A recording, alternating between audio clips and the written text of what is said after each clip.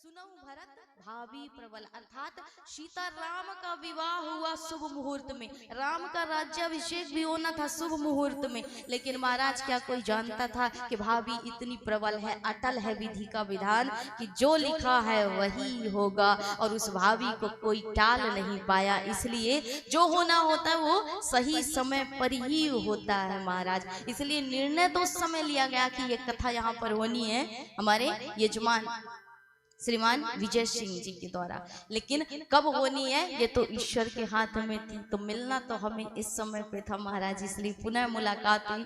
और आपका प्रेम हम हमेशा प्रशंसा करते हैं बिहार की, कि बिहार जैसे श्रोता हम कहीं नहीं पाते महाराज। ये आपके मुंह पर नहीं कह रहे हैं, आपके सामने नहीं कहते, हम कहीं और भी जाते हैं वहां भी कहते हैं कि बिहार में जो भक्ति है, जो श्रोता यहाँ मिलते हैं वो हमें कहीं नहीं मिलते। जो आनंद यहाँ कथा कहने में आता है और आपको सुनने में आता है वो कहीं भी नहीं आता है। तो सुंदर आज इस रामचरितमानस की इस परम पावन गंगा में हम गोता लगाएंगे। 9 दिवसीय 9 दिनों तक ये सुंदर रामचरित की महिमा को हम श्रवण पान करेंगे, जिसकी आज प्रथम दिवस की वेला है। और चूंकि आप सब थके हुए भी ज्यादा है महाराज, क्योंकि आज मंगलमयी कलश यात्रा के द्वारा ही, शोभा यात्रा के द्वारा ही इस कथा का शुभारंभ किया गया। माना जाता है कि कलश के द्वारा ही शुभारंभ इसलिए किया जाता है क्योंकि हमारे शास्त्रों में वर्णन आया है कि कलश जो होता है वो शुभता का प्रतीक होता है, मंगल कार्य का प्रतीक होता है। और यदि आप देखें तो जनक नंदिनी अर्थात जगत जननी जानकी जब इस धराधाम में आई हैं, और ये राम की लीला कहते हैं कि रामचरितमानस में हर पात्र हर किरदार अपना एक अलग योगदान देता है। तो यदि जानकी ना होती तो शायद राम कथा ना होती, भरत ना होते तो शायद राम कथा ना होती, राम के होने बस से राम कथा नहीं हुई, बोले सबके होने से राम कथा हुई। राम को सजाने वाले कौन है? राम को राम बनाने वाले कौन है? तो राम के अपने अवधवासी राम को राम बनाने वाले, राम का परिवार राम को राम बनाने वाला। और जिस राम की आज आप गाथा सुनने के लिए बैठे हैं, उस राम को यदि कोई नहीं जानता, यदि इसमें हर पात्र अपना सुंदर स्वरूप न निभाता महाराज, अपने किरदार को न निभाता। तो जानकी जी ने जब इस धराधाम में अवतार लिया, तो जनक नंदिनी जानकी का अवतार कैसे हुआ महाराज? जनक जी उस समय राजा हुआ करते थे और पूरे धराधाम में अकाल पड़ गया था। तब नारद जी से इन्होंने पूछा कि प्रभु किस भांति प्रजा में त्राही त्राही जो मचा हुआ है उससे दूर किया जाए, किस भांति इस अकाल को रोका जाए। तो इन्होंने कहा कि सोने का हल लीजिए और भूमि में उस हल को चलाइए महाराज। अब जनक महाराज ने सोने का हल बनवाया और भूमि पर जैसे ही चलाया तो एक जगह वो हल जाकर के टकरा गया और सुंदर एक घड़ा निकला। उसी घड़े से माना जाता है कि जनक नंदिनी जानकी मैया की उत्पत्ति हुई। इसलिए घड़ा जो है शुभता का प्रतीक माना जाता है, और घड़े के अंदर जो जल होता है उसके द्वारा ही ईश्वर को हम प्रसन्न करते। माना जाता है ना कि जब समुद्र मंथन हुआ था तो उसमें भी अमृत कलश में ही अमृत प्राप्त हुआ था। इसलिए इस संसार में राम नाम रूपी अमृत प्राप्त करना है तो पहले कलश यात्रा से ही शुभारंभ किया जाता है। इसलिए हर कार्य में हमारे कलश शोभा यात्रा से ही कोई कार्य का शुभारंभ माना गया हमारे हिंदू धर्म में, हमारी सनातन संस्कृति में। तो आज आप सभी ने बहुत परिश्रम किया महाराज, हमें पता है, इतनी दूर यात्रा करके आए हो, थके हुए भी हो, तो ज़्यादा समय आज नहीं लेंगे आपका। बस आज गोस्वामी जी ने नाम महिमा अर्थात वंदना की है पूरे संसार की, क्योंकि गोस्वामी जी का मानना है कि संसार में जो भी है ईश्वर का ही बनाया है। एक रच एक कण से लेकर के सृष्टि में जो भी आपको दिखाई देता है वो ईश्वर की धरोहर है। इसलिए मुझे सब में ईश्वर को मान करके ही इस रामचरितमानस को मैं आरंभ करूंगा महाराज। तो गोस्वामी जी ने सिर्फ आज नाम वंदना को गाया। परम सौभाग्य की बात कहा जाता है, भाग्योदयेन बहु जन्म समर्जितेन सत्संगमम चलभते पुरुषो यदा वै, अर्थात आप पहले भी भागवत की कथा सुन चुके हैं। भागवत की कथा में ही आया कि भाग्योदयेन बहुजन्म समर्जितेन, अर्थात अनंत जन्मों के पुण्यों के प्रताप से ही हमें ये कथा सुनने को मिलती है महाराज। और आप सभी के शायद ज़्यादा ही पुण्य बढ़ गए हैं कि जल्दी जल्दी कथा सुन रहे हो। बड़े ही सौभाग्यशाली हैं हम सब कि पुनः एक बार आपने भागवत कथा सुनी और इस बार विचार किया गया कि राम कथा सुननी चाहिए। तो हमारे रामलला भी अवध में अपनी कई अवधि के उपरांत, संघर्ष के उपरांत विराजमान हुए। उस उपलक्ष्य में माननीय तिवारी बाबा जी के सानिध्य में सुंदर हमारे यजमान श्रीमान विजय सिंह जी एवं उनकी धर्मपत्नी श्रीमती सुजाता सिंह जी व उनके सुपुत्र, जिनके द्वारा ये सुंदर रामचरित्र की इस कथा को यहाँ पर प्रवाहित करने के लिए हम सब उपस्थित हुए हैं, इसको श्रवण करने के लिए यहाँ पर उपस्थित हुए हैं। तो माना जाता है कि एक और आधुनिक जीवन में आज की युवा पीढ़ी लिप्त हो चुकी है, पूरी तरह से आध्यात्म से भटक चुकी है। राम कौन है आजकल के बालक यही नहीं जानते महाराज, कृष्ण कौन है आजकल के बालक यही नहीं जानते। लेकिन विजय जी के जो सुपुत्र हैं कुमार सौरभ जी, उनकी प्रशंसा हम किन शब्दों में करें, क्योंकि उनके द्वारा ही उनके मन में विचार आया भागवत की कथा को सुन करके कि पिताजी हमें भी कथा सुननी है। तो चूंकि ये दिल्ली में रहते हैं और कह सकते हैं कि एक मेट्रो सिटी आधुनिक जीवन महाराज, उससे हट करके इन्होंने आध्यात्म को अपनाया। तो बड़े ही सौभाग्य की बात है कि आपके घर में ऐसे बालक ने जन्म लिया है। यही जाकर के राम बनते हैं, यही जाकर के कृष्ण बनते हैं। इसलिए संस्कार माता पिता देते हैं महाराज, और वही संस्कार इनके अंदर जागृत हुआ, तब कहीं जाकर के इनके मन में ये भाव जगा कि हमें कथा सुननी है। नहीं तो आजकल कथा कौन सुनना चाहता है? सुनना चाहते हैं? कोई नहीं सुनना चाहते महाराज। सब नई दुनिया में खो चुके हैं, ना अब कोई गीता पढ़ना चाहता है, ना रामायण पढ़ना चाहता है। इसलिए कहा है ना कि संसार में जीव की गति कैसी है, सुखी मीन जो नीर अगाधा, सुखी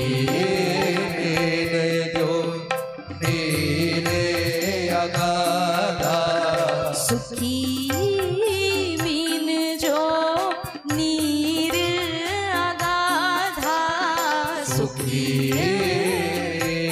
जो नीर अगाधा, जिमी हरि शरण न एकाहु बाधा, जिमी हरि शरण न एकाहु बाधा, बिनु घन निर्मल सोह आकाशा, बिनु घन निर्मल सोह आकाशा, हरि जन इब परि हरि सब आशा, हरि जन इब परि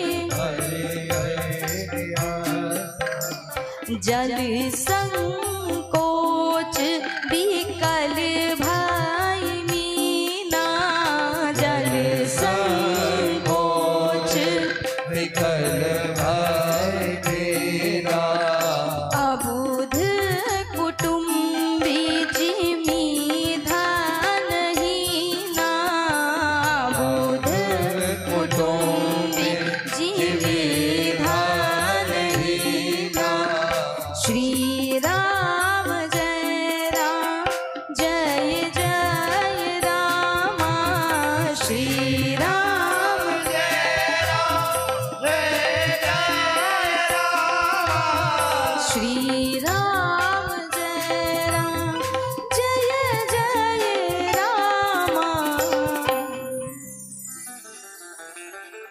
ईश्वर से विमुख हो चुका है जी। माना जाता है कि परमात्मा इसी जीव के अंदर है, बस भाव की आपके अंदर कमी है, इसलिए ईश्वर से मिलन नहीं होता। कहा बिनु घन निर्मल सोह आकाशा।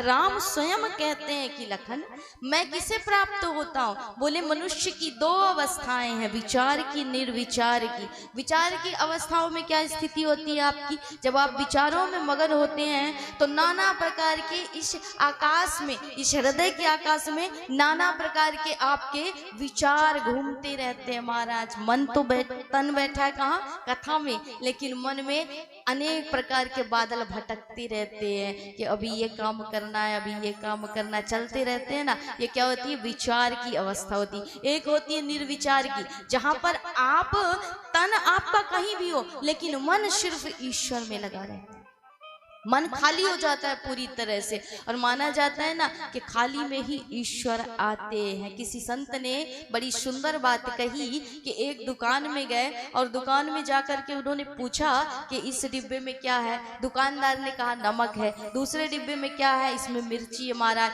तीसरे में क्या है, चीनी है। लेकिन चौथे में पूछा इसमें क्या है, तो कहा कि इसमें राम है। अर्थात संत ने कहा कि मैं समझा नहीं महाराज, राम है, राम नाम की भी कोई वस्तु होती है क्या जो तुमने डिब्बे में रख रखी है। बोले महाराज हमारे यहाँ जो डिब्बा खाली हो जाता है उसे खाली नहीं बोला जाता है, उसमें कह दिया जाता है कि इसमें राम है, श्याम है। इसलिए संत ने कहा कि धन्य है रे तू मनुष्य, इस संसार में फंस करके भी, इस कार्य में रह करके भी कितनी अच्छी बात बता दी, कितना अच्छा ज्ञान दे दिया। अर्थात जो खाली होता है उसी में राम आते हैं। अगर विचारों की स्थिति में, विचारों की अवस्था में आप मगन हो तो ईश्वर नहीं आएंगे, क्योंकि आपके मन में नाना प्रकार के बादल मंडरा रहे हैं विचारों के। तो ईश्वर किस में आएंगे, बोले ईश्वर आएंगे खाली जगह पर, और खाली स्थान पर ही कुछ भरा जाता है ना महाराज। तो ईश्वर को भरना है, उसके लिए निर्विचार की अवस्था लाइए। अर्थात कोई भी विचार वहां पर ना हो, सिर्फ तन कहीं पर भी हो लेकिन मन ईश्वर में ही हो। इसलिए कहा ना कि लखन मैं उसे ही मिलता हूं, मानो जिसका मन पूरी तरह से निर्मल हो गया हो, जिसके भावों में कोई विचार ना हो, सिर्फ मेरा ही विचार हो। क्योंकि जब तक इस मन के इस अंबर में, आकाश में अगर आप संसार को लेकर के डोलेंगे तो उसमें ईश्वर नहीं आएगा। इसलिए कहा बिनु घन निर्मल सोह आकाशा, हरिजन इव परि हरि सब आशा। अर्थात सब प्रकार से जो मुझ पर आश्रित हो जाता है और मेरे ही चरणों का आश्रित हो जाता है, उसे ही मैं मिलता हूँ महाराज। किस प्रकार, बोले जिस प्रकार मीन होती है ना, सुखी मीन जो नीर अगाधा। अर्थात मीन कैसी होती है, जल में ही उसे खुशी है ना, जल से बाहर कर दोगे मर जाएगी। और जब जल जितना गहरा हो, मीन को उसमें रहने में उतना ही आनंद आता है। उसी प्रकार कहा कि जिमि हरि शरण न एक हुआ था। अर्थात महाराज उसी प्रकार यदि हरि की शरण में रहोगे तो हरि भक्त को भी उसी प्रकार आनंद आता है जिस प्रकार उस मीन को जल में आनंद आता है। इसलिए ये कुटुंबी, ये संसार, ये साथी, ये मित्र सिर्फ आपके साथ इस शरीर तक है तो महाराज इसलिए कहा कि जल संकोच विकल भई मीना, अबुध कुटुंबी जिमी धनहीना। अर्थात उसी कुटुंब के लिए पाप करते रहते हैं और पाप करने के बाद भी क्या चाहते हैं कि ईश्वर मिल जाए। तो क्या ईश्वर मिलेंगे? मिलेंगे? नहीं मिलेंगे। इसलिए कहा कि धर्म करने से ईश्वर मिलते हैं, भगवान मिलते हैं, और अधर्म करने से आपको दरिद्रता मिलती है, दुख मिलता है, और जीवन भर गरीबी में आपका जीवन कटता है महाराज। तो ये पापों का ही परिणाम है कि हमें दरिद्रता मिले, दुख मिले, रोग मिले। तो ये किसका परिणाम है? बोले पाप का ही परिणाम है। अब फल तो सब चाहते हैं लेकिन पुण्य कोई करना नहीं चाहता, तो पुण्य करने वाला कोई एकाध ही होता है। ऐसे ही महाराज जिसके मन के अंदर भाव जागृत होता है और उसके द्वारा ये सुंदर अविरल कथा हम सभी को श्रवण पान करने को मिलती है। तो आज कथा का प्रथम दिवस है और आज की कथा में गोस्वामी जी ने सुंदर, गोस्वामी जी के चरित्र को हम कल श्रवण करेंगे। आज सुंदर नाम वंदना में प्रवेश करते हैं क्योंकि समय का थोड़ा अभाव है और समय ज्यादा हो चुका है, इसलिए आप सब थोड़ा थके हुए भी, तो आज थोड़ी सी छुट्टी दे देते हैं जल्दी। इसलिए सिर्फ नाम वंदना को श्रवण करेंगे, गोस्वामी जी के चरित्र को हम कल सुनेंगे कि किस प्रकार गोस्वामी जी ने इस राम कथा को लिखा और किस प्रकार राम के आश्रित हो गए गोस्वामी जी। तो आज गोस्वामी जी ने सर्वप्रथम वंदना की है 7 श्लोकों में। माना जाता है कि गोस्वामी जी ने 7 श्लोकों में सर्वप्रथम बाल कांड का आरंभ किया है। 7 श्लोकों में वंदना की है रामचरितमानस में सर्वप्रथम किसकी? गणेश और वाणी की देवी सरस्वती की महाराज। अब 7 का मत ऐसा है कि हमारे जीवन में 7 का बड़ा महत्व होता है। 7 में ही क्यों लिखा? 6 में भी लिख देते, 4 में भी लिख देते, 3 भी कर देते, 5 भी कर देते, लेकिन 7 को ही लिया। 7 का जीवन में बड़ा महत्व है। देखिए 7 का जीवन में कैसा महत्व है। हमारे जीवन में सप्ताह भी कितने होते हैं? सप्ताह में दिन कितने होते हैं? 7 होते हैं, अर्थात 8वां तो होता नहीं है। अगर आज से कोई कार्य आरंभ किया है तो मान लीजिए आज कौन सा दिन है? कौन सा दिन है? जोर से बोलो। गुरुवार है। अगर गुरुवार से कोई कार्य आरंभ किया है तो दोबारा गुरुवार लौट करके नहीं आएगा, वो बुध को ही समाप्त हो जाएगा। तो जीवन में दिन 7 ही होते हैं, 7 के अलावा 8वां कोई दिन नहीं होता। गिन करके देख लो, गुरुवार, शुक्रवार, शनिवार, रविवार, सोमवार, मंगलवार, बुधवार, महाराज फिर से गुरुवार आ गया, तो 7 ही हुई है ना। दिन भी 7 हैं, इंद्रधनुष में रंग भी 7 हैं, और महाराज माना जाता है कि राम का अवतार भी 7वां था। संगीत में सुर भी 7 होते हैं, इसलिए गोस्वामी जी ने पहले संस्कृत में रामायण लिखी गई थी, लेकिन हिंदी में रामायण लिखी। क्यों? क्योंकि संगीत में गा करके आप इसे संगीत के 7 सुरों में किसी में भी गाइए, आनंद उतना ही आएगा। तो गोस्वामी जी ने 7 श्लोकों में वंदना की। 7 अर्थात एहि रुचिर सप्त सोपाना, एहि रुचिर सप्त सोपाना, रघुपति भगति केर पंथाना, रघुपति भगति केर पंथाना, यही महरुचिर सप्त सोपाना, अर्थात जीवन की 7 आसक्तियों को छोड़ करके और ईश्वर की प्राप्ति के लिए यही महरुचिर सप्त सोपाना, रघुपति भगति केर पंथाना, अर्थात रघुपति की भक्ति के लिए 7 ही चीजों की आवश्यकता है महाराज, और उन 7 देवड़ियों को पार करके हम ईश्वर से मिल सकते हैं। इसलिए गोस्वामी जी ने सिर्फ 7 मंत्रों में ही वंदना की। और कांड भी कितने? बोले 7 कांड, 8वां नहीं लिखा है, 7 ही कांड लिखे हैं। इसलिए माना जाता है कि प्रत्येक श्लोक प्रत्येक कांड का निरूपण करता है। तो प्रथम श्लोक में वंदना की किसकी? बोले वर्णानामर्थ संघानाम रसानाम छंदसामपि मंगलानाम च कर्तारौ वंदे वाणी विनायको।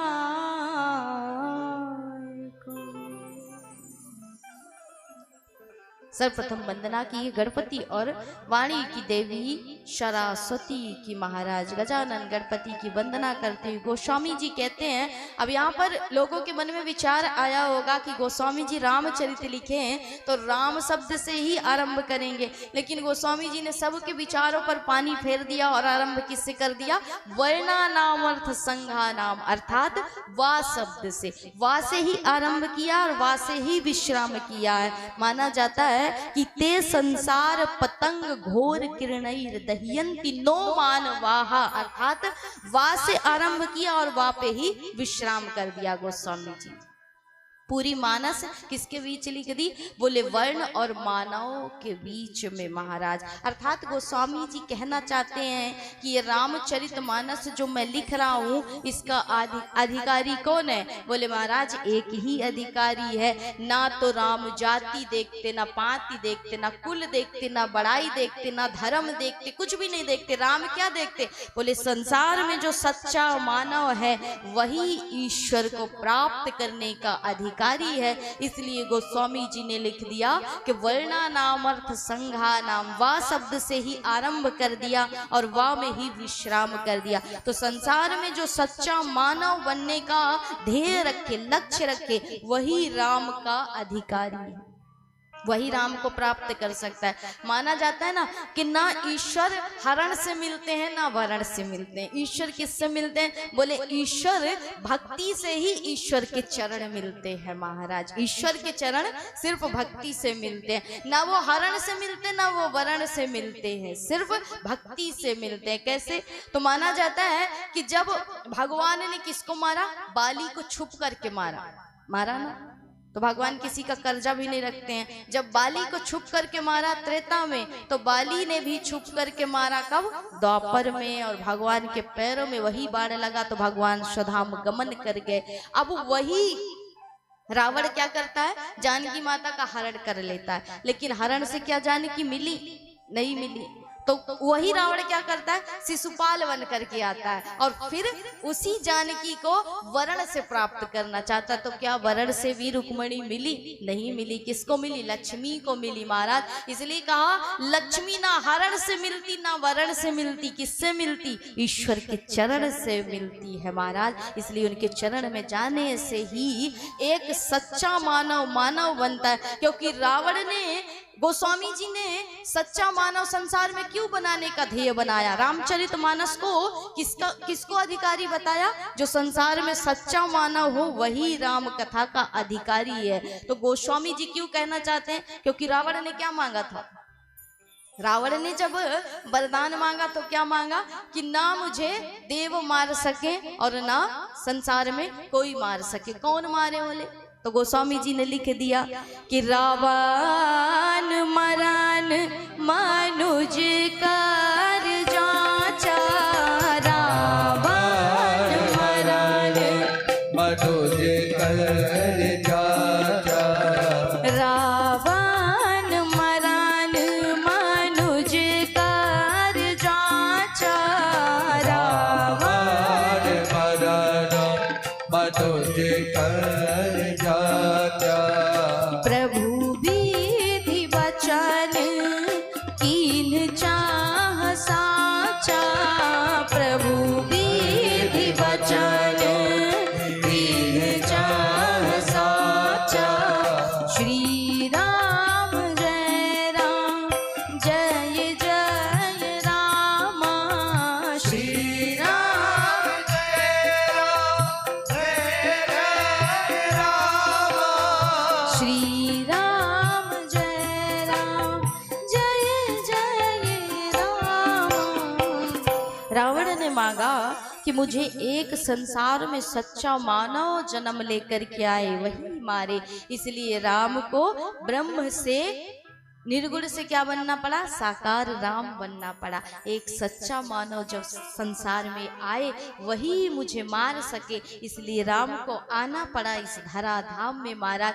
और राम यहीं तक नहीं रुके। लोग अब सोचे कि राम सिर्फ रावण को मारने के लिए आए, तो बोले नहीं महाराज, राम ने सबको अपनाया, सिर्फ रावण को नहीं अपनाया। ऐसी बात नहीं है। अब आप कहोगे कि अवध को अपनाया, तो राम ने अवध को भी नहीं अपनाया। अवध को छोड़ करके राम वन में चले गए, क्योंकि लोग सोचते कि राम सिर्फ अवध में आए थे तो अवध वासियों को अपनाया, बाकियों को तो छोड़ दिया। तो राम कहाँ चले गए? वन चले गए। वन में जाकर के संतों को अपनाया। लोगों के मन में कहीं बात ना लग जाए कि अपनाया तो मनुष्य को ही, इसलिए राम ने क्या किया? राम ने गीध समाज को भी अपनाया महाराज। जटायु को भी तो गोद में लिया और उसको मृत्यु प्रदान की, मोक्ष प्रदान किया। इसलिए राम कहना चाहते हैं कि राम तभी सच्चा मानव बना जब उसने सबको अपनाया। इसलिए इस रामचरितमानस को अपनाने के लिए एक सच्चा मानव जन्म ले वही इस राम कथा का अधिकारी है महाराज। इसलिए गोस्वामी ने वा से आरंभ किया और वा पर समाप्ति की है। तो सर्वप्रथम गणपति की वंदना की। गणपति अर्थात पहले समझ लीजिए, हम गणेश की प्रथम पूजा क्यों करते हैं? इसमें भी राम का संबंध है। बोले एक बार देवताओं में होड़ लगी महाराज। शिव जी ने कहा कि जो इस पृथ्वी का चक्कर लगा करके सबसे पहले आएगा वही सर्वप्रथम पूजा का अधिकारी होगा। उसी की जगत में पहले पूजा की जाएगी हर कार्य में। अब सब देवता अपने अपने वाहनों में सवार हो गए, चले गए। महाराज बेचारे गणेश जी बैठे हुए थे, हम तो जा ही नहीं सकते, हमारा वाहन ही ऐसा है, हम कैसे जाएं। तो गणेश जी जा नहीं रहे। नारद जी ने आकर के कहा कि गणपति जाओ और जा करके परिक्रमा कर लो, तुम ही ब्रह्मांड की परिक्रमा कर लोगे तो तुम्हें अच्छा मौका है महाराज, प्रथम पूज्य का अधिकार मिल जाएगा। गणेश जी ने कहा विचार तो हमारा भी है कि हम प्रथम पूजा के अधिकारी हो जाएं, लेकिन महाराज अब जिसका वाहन ही बड़ा विचित्र हो वो कैसे अपने मन में ये भाव ला सकता है। हमारा वाहन ही इतना सुस्त है बेचारा, जिस प्रकार अभी आप सुस्त बैठे हुए हो इसी प्रकार मूसक सुस्त है, ऐसे ही बैठे हुए हो ना। बोले महाराज हमारा वाहन ही बड़ा विचित्र है, अब जाएं कैसे परिक्रमा लगाने। विचार तो हम भी कर रहे हैं कि बन जाएं प्रथम पूजा के अधिकारी, लेकिन ऐसा हो कैसे। तो नारद जी ने कहा जैसा मैं कहूँ ऐसा यदि कर लो तो तुम पहले पूजा के अधिकारी हो जाओगे। बताओ महाराज क्या कर लें। बोले सिर्फ अपने मूसक पर राम का नाम लिख दो महाराज और देखना तुम ही पहले अधिकारी होगे। गणेश जी ने भी उपाय किया और मूसक पर लिख दिया राम नाम और उसी में लगा ली परिक्रमा। महाराज भोलेनाथ ने देखा कि जब सब देवता लौट करके आए तो अब आया परिणाम की बारी कि अब नतीजा आएगा महाराज।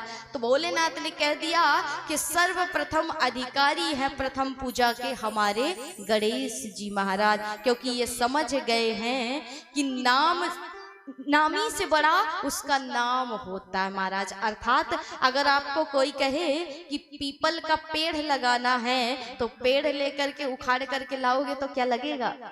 बोले नहीं लगेगा, बीज लाना पड़ेगा, बीज को लगाओगे तभी वृक्ष बनेगा महाराज। इसलिए राम से बड़ा राम का नाम। कहते हैं ना हनुमान जी कि प्रभु आप तो जगत का कल्याण नहीं करने वाले, आप जगत का कल्याण नहीं करते। भगवान ने कहा कैसी बात कर रहे हो हनुमान, हम जगत का कल्याण नहीं करते। बोले महाराज आप सिर्फ अवध का कल्याण किए हो, आपने सिर्फ अयोध्या का कल्याण किया है, आपने जगत का कल्याण नहीं किया। लेकिन हाँ आपका नाम जरूर जगत का कल्याण करने वाला होगा। इसलिए राम नाम वो बड़ा धन है महाराज कि जिसको लेने से ही आपको मुक्ति मिल जाती है, मोक्ष मिल जाता है। राम से बड़ा संसार में कोई धन नहीं, कोई नाम नहीं। इसलिए जगत का कल्याण नाम करता है, वो नामी नहीं करता है। आपने तो सिर्फ त्रेता में अवध का कल्याण कर दिया, लेकिन आपका नाम तो जन्मों जन्म तक जगत का कल्याण करेगा। इसलिए आज उसी नाम के परिणामतः गणेश जी प्रथम पूजा के अधिकारी हो गए। गणेश जी की प्रथम पूजा होने लगी। अब गणेश की ही वंदना करके गोस्वामी जी बताना चाह रहे हैं कि गणेश के जीवन से आप एक बात सीखिए। गणेश का स्वरूप कैसा है। बोले आधा पशु का है, आधा जानवर का है, आधा मनुष्य का है ना महाराज।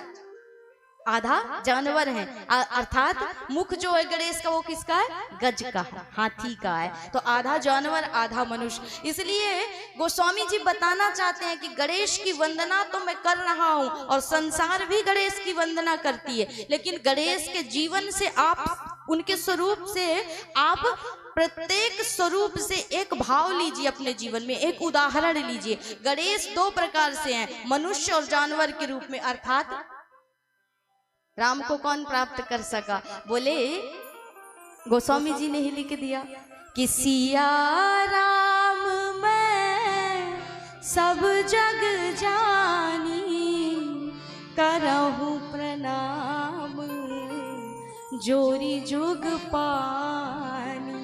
तो राम को किसने प्राप्त किया? बोले नर में भी और जानवर में भी जिसने राम को देख लिया उसी ने राम की प्राप्ति की महाराज। इसलिए गणेश में दोनों स्वरूप हैं, नर भी है जानवर भी है महाराज। तो गणेश का स्वरूप कह रहा है कि नर में जानवर में जिस दिन आप ईश्वर को देखने लगोगे, जिस दिन आपके अंदर दया आ गई, उसी दिन ईश्वर आपके हृदय से प्रकट हो जाएगा महाराज। भगवान कहीं और नहीं है, भगवान अपने ही हृदय में है महाराज। दूसरा स्वरूप बोले हाथी का कान कैसा होता है? बड़ा होता है, सूप की भांति होता है ना। और सूप क्या कार्य करता है? अनाज को साफ करता है। सूप का कार्य होता है कि जब वो अनाज को साफ करता है तो सार सार को अंदर ले लेता है और निशार निशार को बाहर कर देता है। अर्थात जो व्यर्थ की चीज है उसको बाहर फेंक देता है, कचड़े को बाहर निकालता है और अनाज को अंदर ले लेता है। सार को ग्रहण करता है, निशार को बाहर फेंक देता है। उसी प्रकार आप अपने जीवन को बनाइए। संसार गुणों से, दोषों से भरा हुआ है, लेकिन हमें क्या आवश्यक है अपने जीवन को सुधारने के लिए? हम गुण ग्रहण करें या दोष ग्रहण करें, ये निर्भर हमारे ऊपर है। संसार में गुण भी बहुत है, दोष भी बहुत है, लेकिन निर्भर तो हमारे ऊपर करता है कि हम किसे अपनाना चाहते हैं, गुणों को या दोषों को। इसलिए कहा कि जीवन को बनाइए सूप की भांति। सार सार ले लीजिए संसार से और निशार को बाहर निकाल दीजिए। एक होती है चलनी। चलनी क्या करती है? अब का जो परिवेश है, अब के जो मनुष्य है, उन्होंने चलनी की भांति अपने जीवन को बना लिया। कैसा बना लिया? बोले संसार में चलनी का कार्य क्या होता है? जब ये आटे को छानती है तो सार सार को बाहर फेंक देती है और निशार को अंदर रख लेती है। व्यर्थ का कचरा अंदर रख लेती है ना चलनी, और जो आटा होता है उसको बाहर फेंक देती है। उसी प्रकार अब मनुष्य कर रहा है। इसीलिए जीवन में दुख बढ़ गए, समस्याएं बढ़ गई हैं। हम सार को तो फेंक देते हैं और निशार को ले लेते हैं। अर्थात कथाओं में तो भीड़ होती नहीं है महाराज, और यदि सिनेमा हॉल में देखोगे तो हाउसफुल का बोर्ड लग जाता है कि नहीं? अब बोले नरक में जाएंगे, नरक में नहीं जाओगे तो क्या स्वर्ग मिलेगा? नरक भी तो मिलेगा महाराज। इसलिए हम सार को छोड़ देते हैं, निसार को पकड़ लेते हैं। तो गणेश जी के जीवन से जानिए कि सार को ग्रहण करना और निसार को छोड़ देना। गणेश की आंखें कैसी होती है? बोले आंखें बड़ी विशाल होती है, और गणेश के सामने अर्थात हाथी के सामने कोई जीव जाता है तो वो उसी प्रकार विशाल उसे दिखता, बड़ा दिखता। इसलिए हमेशा अपने अंदर ये गुण लाइए कि सब मुझसे बड़े हैं, मैं सबसे छोटा हूँ, और हाथ जोड़ करके सबके सामने खड़े हो जाइए महाराज। बस यही भाव हो कि मैं सबसे छोटा और सब मुझसे बड़े हैं। और चौथी बात, सबसे बड़ी आज तक देखा है जो हाथी होता है, जो गणेश जी हैं, उनकी जिह्वा बाहर से अंदर है। सबकी क्या होती है? अंदर से बाहर होती है। हर जीव की, मनुष्य की जिह्वा अंदर से बाहर होती है, लेकिन एक गज ऐसा होता है जिसकी जिह्वा अंदर से बाहर होती है। अर्थात कहने का तात्पर्य यह है कि व्यर्थ की बातों में अपने जीवन को मत गवाइए। जो सार्थक चीजें, जो आपके लिए जीवन उपयोगी है, सुधार करने वाली हैं, उन बातों को ही बोलिए। वाणी को तोल मोल करके खोलना चाहिए महाराज, और वाणी को व्यर्थ में किसी के सामने गवाना नहीं चाहिए। इसलिए गोस्वामी जी कहते हैं कि सर्वप्रथम मुझे चाहिए क्या? विवेक चाहिए। इसलिए मैं गणपति की वंदना कर रहा हूं, क्योंकि गणपति ही विवेक के देवता। आपके पास ज्ञान बहुत है, लेकिन यदि शैली नहीं है, भाषा नहीं है, तो भी वो ज्ञान व्यर्थ है महाराज। इसलिए दोनों की वंदना की। किसकी? वंदे वाणी विनायक, अर्थात वाणी की देवी सरस्वती और विवेक के देवता, बुद्धि के देवता गणेश, दोनों की आवश्यकता। माना जाता है कि आपके पास ज्ञान अथाह हो, लेकिन बोलने की शैली नहीं है तो वो ज्ञान किसी काम का नहीं है। आप दूसरे को कष्ट ही पहुंचाओगे महाराज। ज्ञान तो आपके पास अथाह हो जाए, लेकिन अगर कटु शब्द ही बोलोगे उस ज्ञान से, तर्क वितर्क ही करोगे, तो क्या वो ज्ञान सार्थक हुआ? तो उसके लिए क्या चाहिए? बोले दोनों की आवश्यकता है। भाषा भी मधुर हो और ज्ञान में भी विवेक हो। इसलिए दोनों की वंदना की। दोनों एक दूसरे के बिना अधूरे हैं। अब मान लीजिए भाषा ही बहुत अच्छी है आपकी, लेकिन ज्ञान नहीं है, तो उसके बिना भी अधूरे हो।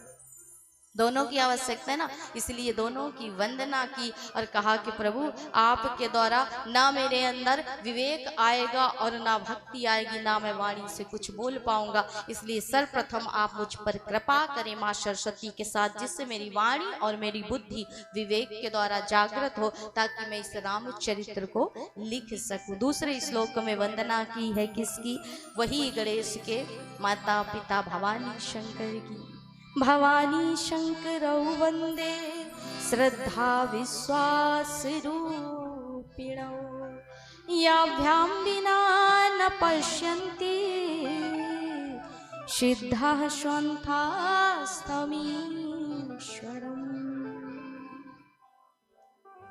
दूसरे मंत्र में वंदना की है शिव पार्वती की। शिव पार्वती कौन है? बोले श्रद्धा विश्वास रूपिणौ। अब बहुत से लोगों को समस्या होती है, किस प्रकार की? बोले हम करते हैं क्या? भागवत कथा, श्रीमद् भागवत कथा, और लोग कहते हैं कि बड़ी अच्छी भागवत गीता सुनाई है आपने, कहते हैं ना अक्सर। तो दोनों में अंतर होता है, उसी प्रकार श्रद्धा और विश्वास में अंतर होता है। भागवत कथा क्या है? बोले भागवत कथा वो है जिसमें कृष्ण ने उस कार्य को किया है, अर्थात ईश्वर ने जहां पर लीला की है उसे कहते हैं भागवत की कथा। और जहां पर ईश्वर ने अपनी वाणी के माध्यम से कर्म का महत्व समझाया है, आपको संसार से पाप अधर्म से बचाने का एक मार्ग बताया, तो कृष्ण ने जिसमें अपने वाणी से संसार को जगाया है उसे कहते हैं भगवत गीता, अर्थात जिसमें कर्म कैसा होना चाहिए इसका महत्व समझाया उसे कहते हैं भगवत गीता, और जिसमें कर्म करके दिखाया उसे कहते हैं श्रीमद् भागवत महापुराण। तो दोनों में अंतर है महाराज, एक में कृष्ण ने कहा है और एक में करके दिखाया है, वही है भागवत गीता और श्रीमद् भागवत महापुराण। उसी प्रकार अब लोगों में संशय होता है कि श्रद्धा और विश्वास दोनों एक हैं, लेकिन दोनों में अंतर है। विश्वास क्या है? विश्वास अजन्मा है, भोलेनाथ का कभी जन्म नहीं होता है। आप भले शिवरात्रि मनाते हो, बहुत से लोग कहते हैं शिवरात्रि के दिन भोलेनाथ का जन्म हुआ, लेकिन किसी भी पुराण शास्त्र में ऐसा वर्णन नहीं आया है कि भोलेनाथ ने जन्म लिया। भोलेनाथ क्या है? अजन्मा है, न उनका जन्म होता है न उनकी मृत्यु होती, इसलिए कहा विश्वास, अर्थात भोलेनाथ कौन है? विश्वास के प्रतीक है। विश्वास का ना कभी जन्म होता है ना कभी मृत्यु होती है महाराज, लेकिन हाँ श्रद्धा को जन्म लेना पड़ता है हिमालय राजा के यहाँ, अर्थात पार्वती जन्म लेती है कहाँ? हिमालय राजा के यहाँ महाराज। और श्रद्धा क्या है? धीरे धीरे बढ़ती है।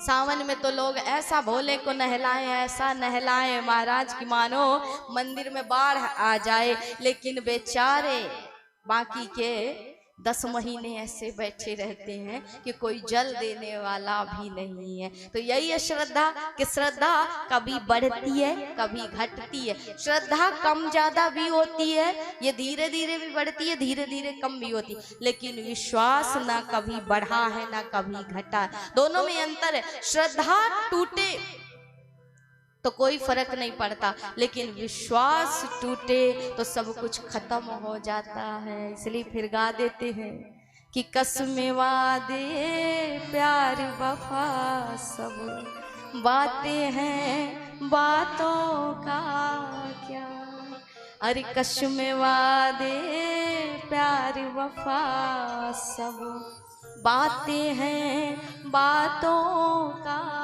क्या, और कोई किसी का नहीं है, झूठे नाते हैं नातों का क्या, कसमें वादे प्यार वफा सब बातें हैं बातों का क्या।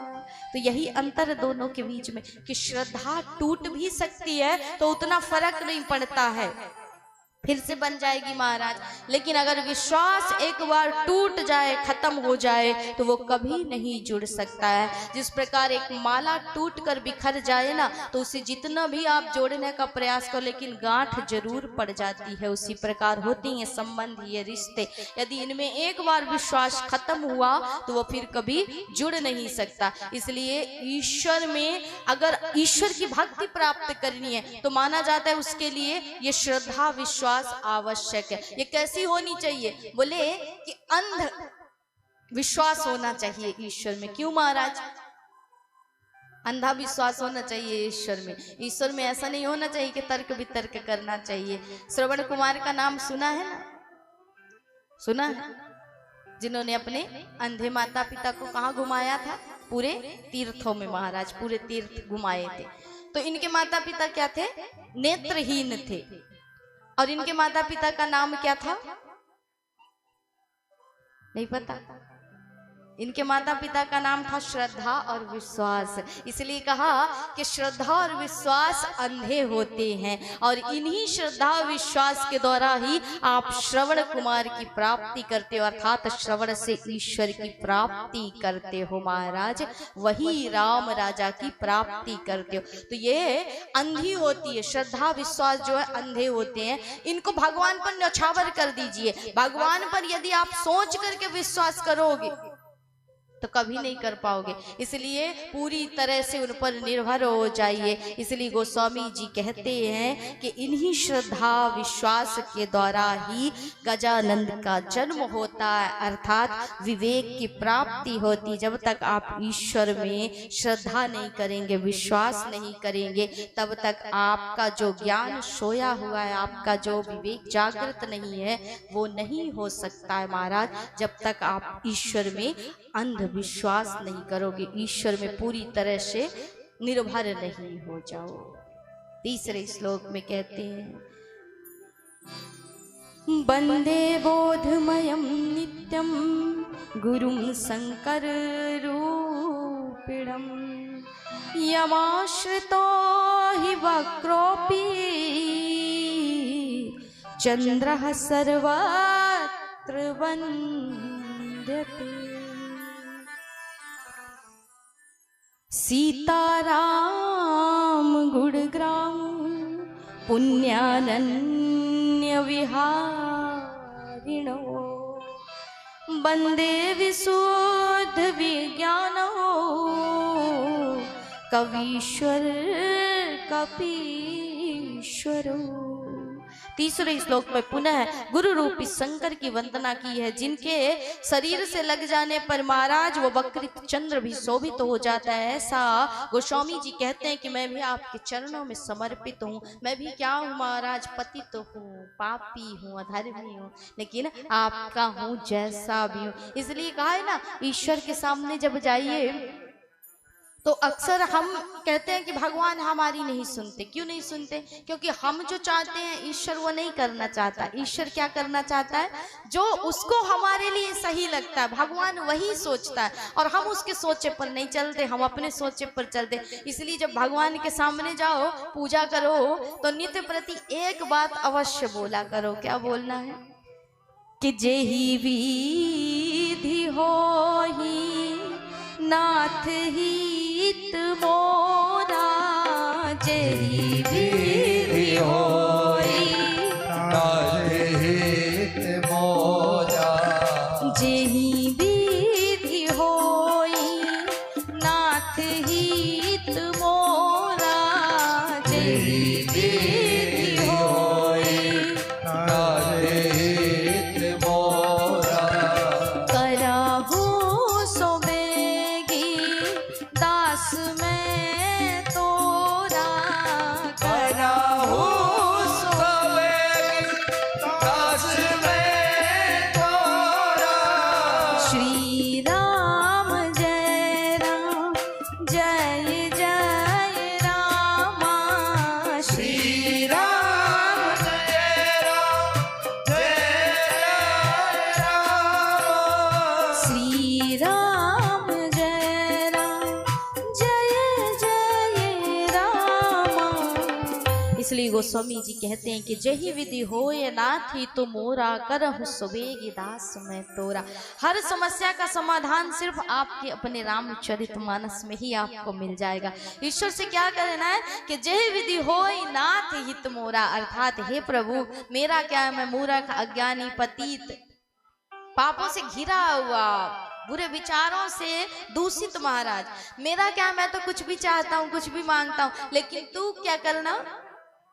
कि जेहि विधि होए नाथ हित मोरा, करहु सुबेगी दास में तोरा। तो जिसमें मेरा भला हो तू वही करना, भले मैं कुछ भी मांगू लेकिन तू वही देना जो तुझे मेरे लिए अच्छा लगता है। और ये बात कह दें गोस्वामी जी की तरह कि महाराज शंकर जी के मस्तक पर वही चंद्र जो वक्रित है फिर भी सुशोभित हो गया, फिर भी उसकी सर्वत्र पूजा होने लगी। उसी प्रकार अगर जीव पूर्ण रूपेण ईश्वर पर समर्पित हो जाए तो कभी वो गोस्वामी बन जाता है, तुलसी बन जाता है, कभी कबीर, कभी मीरा बन जाता है। चौथे श्लोक में कहते हैं कि सीता राम गुणग्राम पुण्यारण्य विहारिणो वंदे विशुद्ध विज्ञानो कवीश्वर कपीश्वरो। अर्थात वाल्मीकि जी और हनुमान जी की वंदना की है।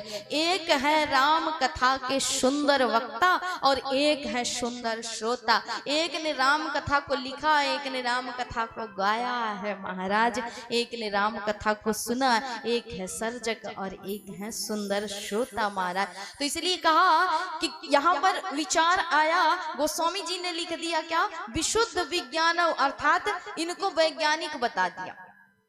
यदि आप इस श्लोक का अर्थ देखें, भावार्थ देखें, तो गोस्वामी जी कहना चाहते हैं कि ये दोनों बड़े ही वैज्ञानिक थे। बोले महाराज ऐसे कैसे संभव हो सकता है, आपने वैज्ञानिक बोल दिया तो इसका अर्थ क्या होता है। बोले देखिए, एक होता है ज्ञान, दूसरा होता है विज्ञान। ज्ञान क्या है, बोले ज्ञान सिर्फ आपका कल्याण कर सकता है। ज्ञान आपने प्राप्त किया, आपका कल्याण होगा, आत्मा का उद्धार कर सकता है, आत्मा का कल्याण कर सकता है। माना जाता है ना कि बुद्ध को ज्ञान हुआ तो सिर्फ बुद्ध ने अपना कल्याण किया, अपना आत्मोद्धार किया, लेकिन संसार में क्या दोबारा कोई बुद्ध जन्मा? नहीं जन्मा महाराज। मोक्ष निर्वाण प्राप्त की बुद्ध ने अपने ज्ञान से, अर्थात ज्ञान सिर्फ आपका कल्याण करेगा, लेकिन जो विज्ञान होगा यदि सही मार्ग में, सही दिशा में, तो विज्ञान जगत का कल्याण करता है। इसलिए इनको वैज्ञानिक कहा है महाराज, क्योंकि इन्हीं की कथा तो आज जगत का कल्याण कर रही है। तो सबसे बड़े विज्ञानी हुए हैं ना महाराज, क्योंकि उसी समय जान गए थे कि अब कलयुग आएगा और कलयुग में जीव की स्थिति कैसी होगी।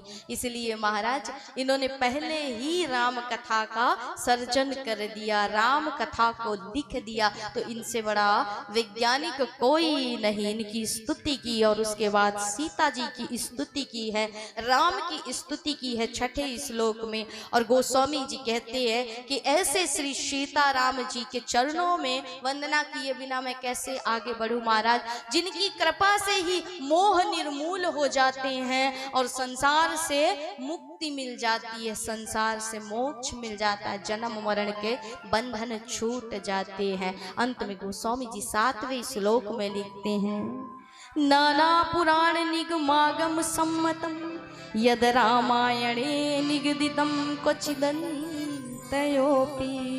स्वान्तः सुखाय तुलसी रघुनाथ गाथा भाषा निबंधमति मंजुल मातनोति।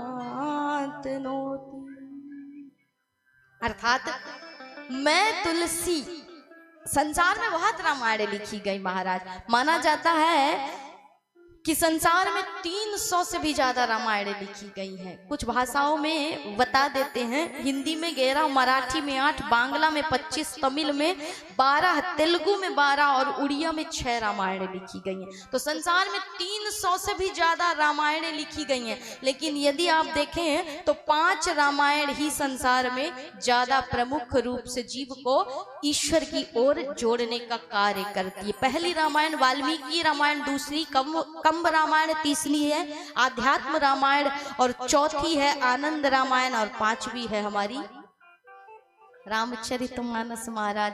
सबसे सरल और सबसे मधुर ऐसा सम्मोहन कि जो एक बार रामचरित में शामिल हो जाए, एक बार रामचरित में प्रवेश कर जाए तो फिर अपना चरित्र भी भूल जाता है महाराज, क्योंकि राम का चरित्र ही ऐसा है। तो गोस्वामी जी ने लिखा कि संसार में कई वेद हैं, कई पुराण हैं, लेकिन सबकी सम्मति से मैं एक और राम कथा का निर्माण कर रहा हूं महाराज, एक और राम कथा लिख रहा हूं। क्यों? क्योंकि मैं तुलसी, कहना क्या चाहता हूं, स्वांतः सुखाय तुलसी रघुनाथ गाथा। माना जाता है कि राम कथा कई भाषा में लिखी गई, 300 से ज्यादा राम कथा। लेकिन क्या जो उड़िया वाले हैं हिंदी पढ़ सकते हैं, जो हिंदी वाले हैं संस्कृत पढ़ सकते हैं, तमिल वाले तेलुगु पढ़ सकते हैं महाराज। अलग अलग भाषा में रामायण लिखी गई, लेकिन जो अलग अलग भाषा के लोग हैं वो तो अलग रामायण नहीं पढ़ सकते थे। इसलिए गोस्वामी जी ने कहा कि सब पुराणों की शास्त्रों की सम्मति लेकर के मैं तुलसी एक और रामायण की बढ़ोतरी कर रहा हूं, सरल और सुंदर एक हिंदी भाषा में रामायण लिख रहा हूँ। किस प्रकार, किस लिए लिख रहा हूँ? बोले जिस प्रकार तुलसी का वृक्ष हर घर में होता है ना, और लोग तुलसी की सेवा करके संसार से मोक्ष प्राप्त करते हैं, उसी प्रकार इस राम कथा को सुन करके संसार से भाव तर जाएंगे, भाव से पार हो जाएंगे महाराज। तो कहा कि एक और राम कथा लिख रहा हूँ। क्यों लिख रहे हो महाराज? बोले अपने सुख के लिए लिख रहा हूँ, क्योंकि संसार में जो अपना कल्याण नहीं कर पाया वो आपका कल्याण क्या करेगा महाराज। अब पति सोचे पत्नी से आस लगाए, पत्नी सोचे पति से आस लगाए, पुत्र मैया बाबा से, मैया बाबा संतान से, लेकिन जो स्वयं दुखी है, जिसकी स्वयं की इच्छाएं खत्म नहीं हुई, क्या वो आपको सुख दे सकता है? दे सकता है? कोई किसी को सुख नहीं दे पाया। इसलिए गोस्वामी जी कहते हैं कि स्वांतः सुखाय तुलसी रघुनाथ गाथा।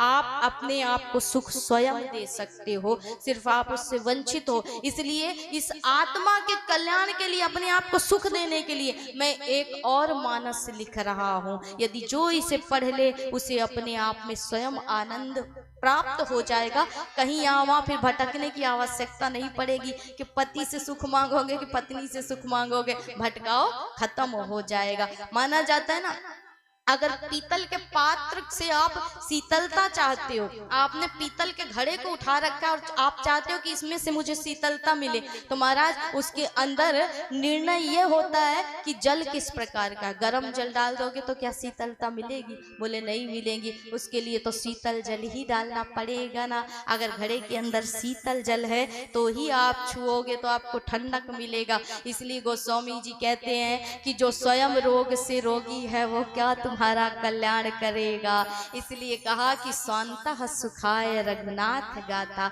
जब तक अपने आप को सुख ना मिल जाए तब तक आप दूसरे को सुख नहीं दे सकते हो। जो स्वयं रोगी है वो क्या मेरे रोग की दवा करेगा महाराज? कर सकता है? नहीं कर सकता है। इसीलिए गाते हैं ना कि संसार में सब इसी रोग से लगे हैं। और क्या कहते हैं कि जगत में कोई नहीं परमानंद, जगत में कोई नहीं परमानंद। तेल चमेली चंदन साबुन, अरे तेल चमेली चंदन साबुन, चाहे लगा लो सेंट, जगत में कोई न परमानेंट, जगत में कोई न परमानेंट, जगत में कोई न परमानेंट, जगत में कोई न परमानेंट।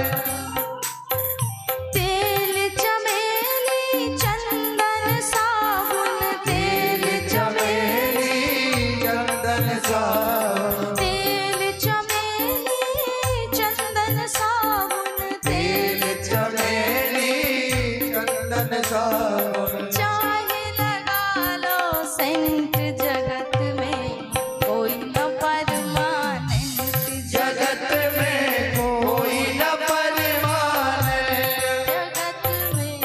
कोई न परमानेंट, जगत में कोई न परमानेंट। जगत में कोई न परमानेंट।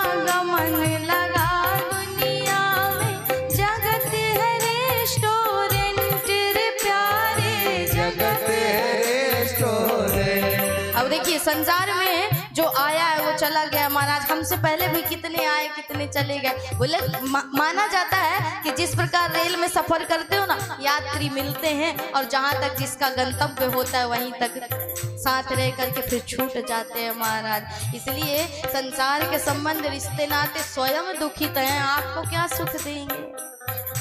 आवागमन लगा दुनिया में, जगत है रेस्टोरेंट रे प्यारे, जगत है रेस्टोरेंट रे प्यारे, जगत है रेस्टोरेंट। अंत समय में उड़ जाएंगे, अंत समय में उड़ जाएंगे, अंत समय में उड़ जाएंगे, अंत समय में उड़ जाएंगे। तेरे तंबू टेंट जगत में कोई न परमानेंट, जगत में कोई न परमानेंट।